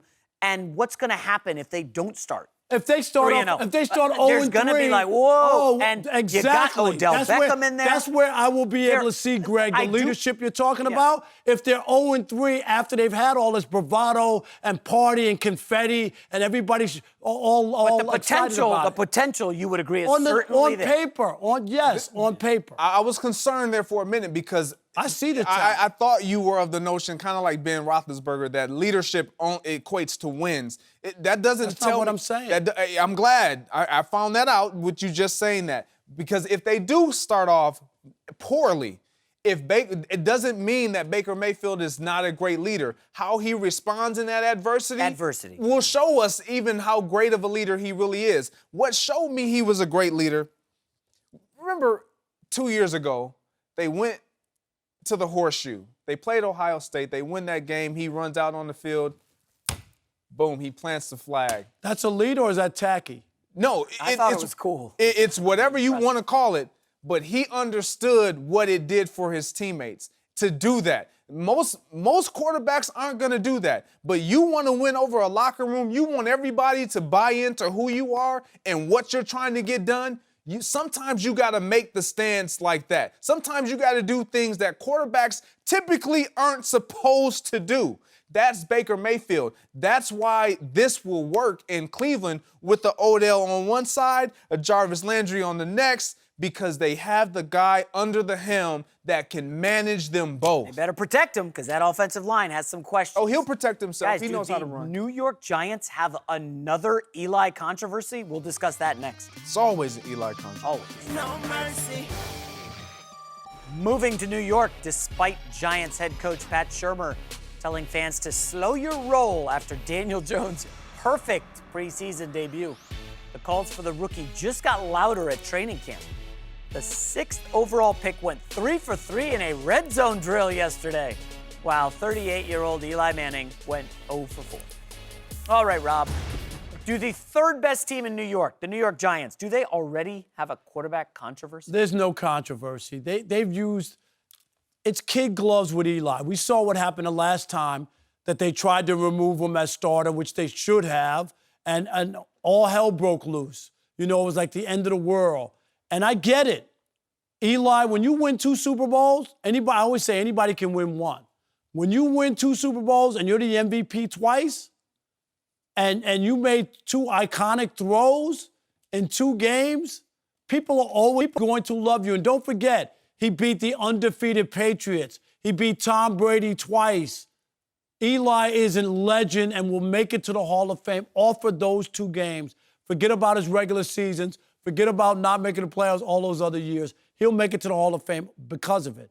And so Daniel Jones, yes, nice. People look at it and that's the same crowd that was booing when they drafted him, right, with the 6th overall pick. Typical. So I always get that. Who's the most popular guy in the room? The backup quarterback. Just like the backup goalie in hockey, it's always the next guy who people can't wait to see until he gets in and he stinks.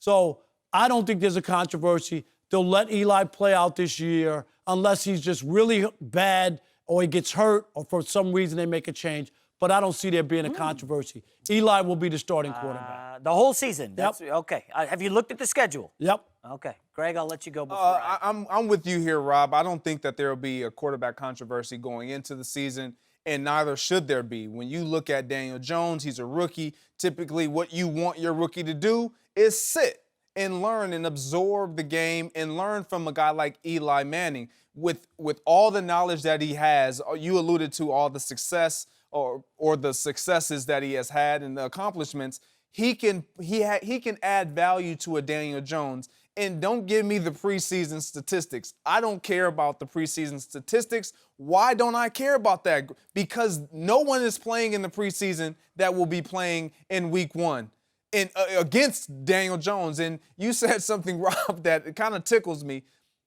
Everybody's in love with the backup quarterback until they're no longer the backup quarterback. But there is a reason why he is the backup quarterback, because he hasn't proven himself that he can be a starter yet. And in this case, you're not going to come into New York with an Eli Manning who has done what he's done. And even though he's on the way out and he's declining, and I think that they definitely will move on, maybe even during the season if he doesn't produce.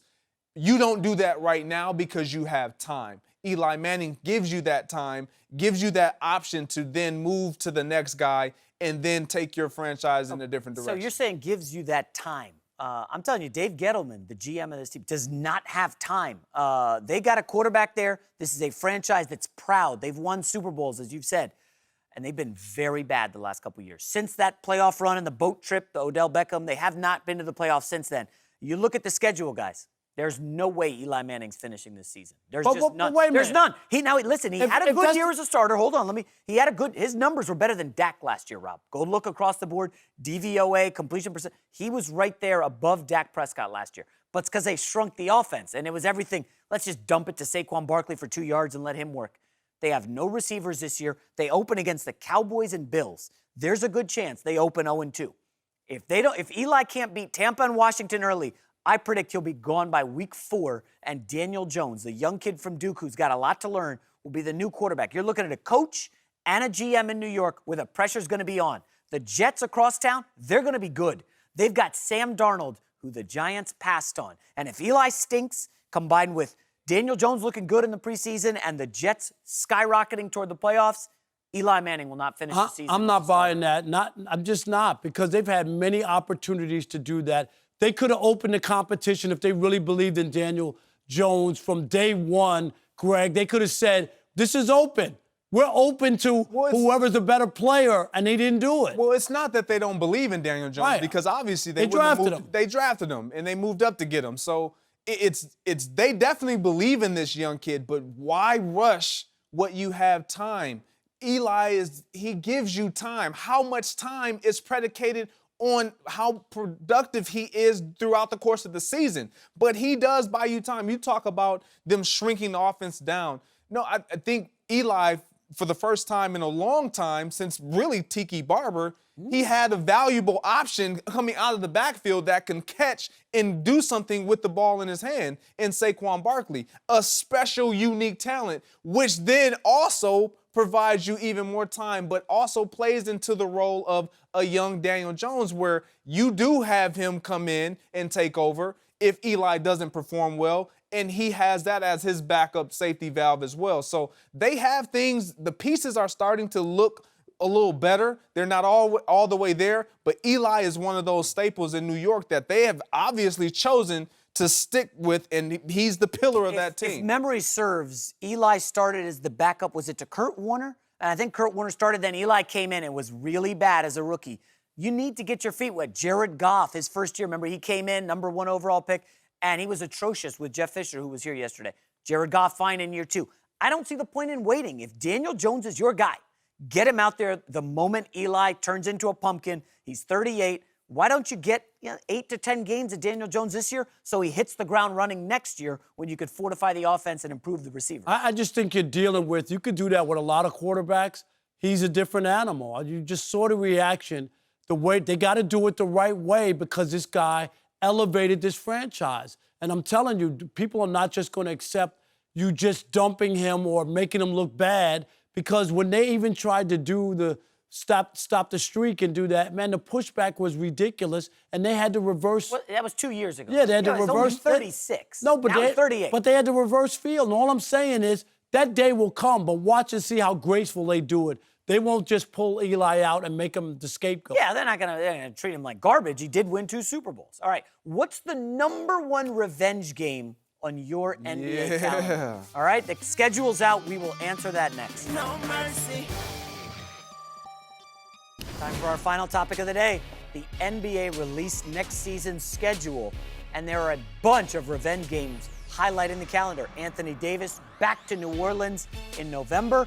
Reigning Finals MVP Kawhi Leonard goes back to Toronto in December, and Russell Westbrook returns to OKC for the first time in January. Greg, which vengeance game are you looking most forward to? You know what? I'm looking forward to seeing Russell Westbrook go back to Oklahoma, to the Thunder. It's a place where he played his entire career. He was so loyal to the organization and obviously got traded out for Chris Paul, which I'm looking forward to seeing how he responds to being removed from the Houston Rockets, where now Russell Westbrook is playing. So both of them are in unique situations, are going to have to take on different roles now that they're in different places. I'm looking to see how that revenge game, although he makes it, Russell Westbrook seems like, he's saying everything the right way. I don't care who you are, when you're no longer in the uniform that you were drafted to, you feel a certain way and you want your get back. I don't think there's Toronto with Kawhi as a revenge game. When you win a championship for a city, do you know what I'm? That'll be a love fest. Yes, right. There's nothing there. So to me, it would be Anthony Davis and the Pelicans, and I think they could be real hard on Anthony Davis only from this standpoint. They won the draft lottery. They got Zion Williamson. They will be able to rub it in and say, like, we're up and coming. We got the new hotness in the NBA. They also got a few. They picked up. They got picked up all those young Lakers and whatnot. So they have like a little squad going, and they could maybe feel like they can, razz AD because they feel good about where their organization is headed. I'm going off the board. You guys are going to love this one. The vengeance game to watch opening night. Clippers-Lakers. The vengeance is LeBron's. LeBron was hurt a lot of last season. He's coming back with a vengeance. People are saying he's not a top 5 player anymore. I can't wait to see LeBron with Anthony Davis, and the vengeance will be against Kawhi Leonard. Is LeBron going to play defense? He is going to play defense. Listen, hey, they recruited Kawhi Leonard to the Lakers. Kawhi said, "No, I'm good. I'm going to go play for the Clippers." Do you know how angry the Lakers must be? LeBron, Anthony Davis, they wanted Kawhi. They didn't get him. 2 years ago, yeah. I think the Lakers opening night, we're going to see a new LeBron. I'm kind of excited for him this year. Go ahead. I like the Anthony Davis back to New Orleans. Because that right there is no they possibly will get him. They're going to ride him the moment the plane touches down. Yeah, but it's a football town. Do they really care that much? No, but the way that all transpired and it went down. I totally agree, Greg. They're definitely going to razz him. And with them now having Zion Williamson, and they have something to be excited about. Right. It would be one thing if you had the 6th pick in the draft and there's, you got a bad team now and you're not sure. But where you have a chance to be They don't believe good. that they're going to be a poor team this year. Yeah, they'll be mediocre. All right, so guys, fun show, right? Little NBA, a lot of NFL. I think we just got the call. We will be back tomorrow. we got signed on. I think it's official. Even though Mangini, what he said to you, maybe he'll apologize later. And I felt bad for what we did to you with the Dak Prescott segment. But hey, it happens. So maybe you'll change your tune. My chance at Mangini tomorrow. That's all right. Yeah, he's back here tomorrow. He'll be here. Yeah. But I'm not buying into him. Yeah. All right, guys, that'll be it for us. We'll be back tomorrow morning, 9:30 a.m. Eastern. No mercy. Thanks for listening to the Undisputed Podcast. I'm Jenny Taft. Join us again at the same time tomorrow morning, 9:30 Eastern. We'll see you then. Fox Sports 1 of 1.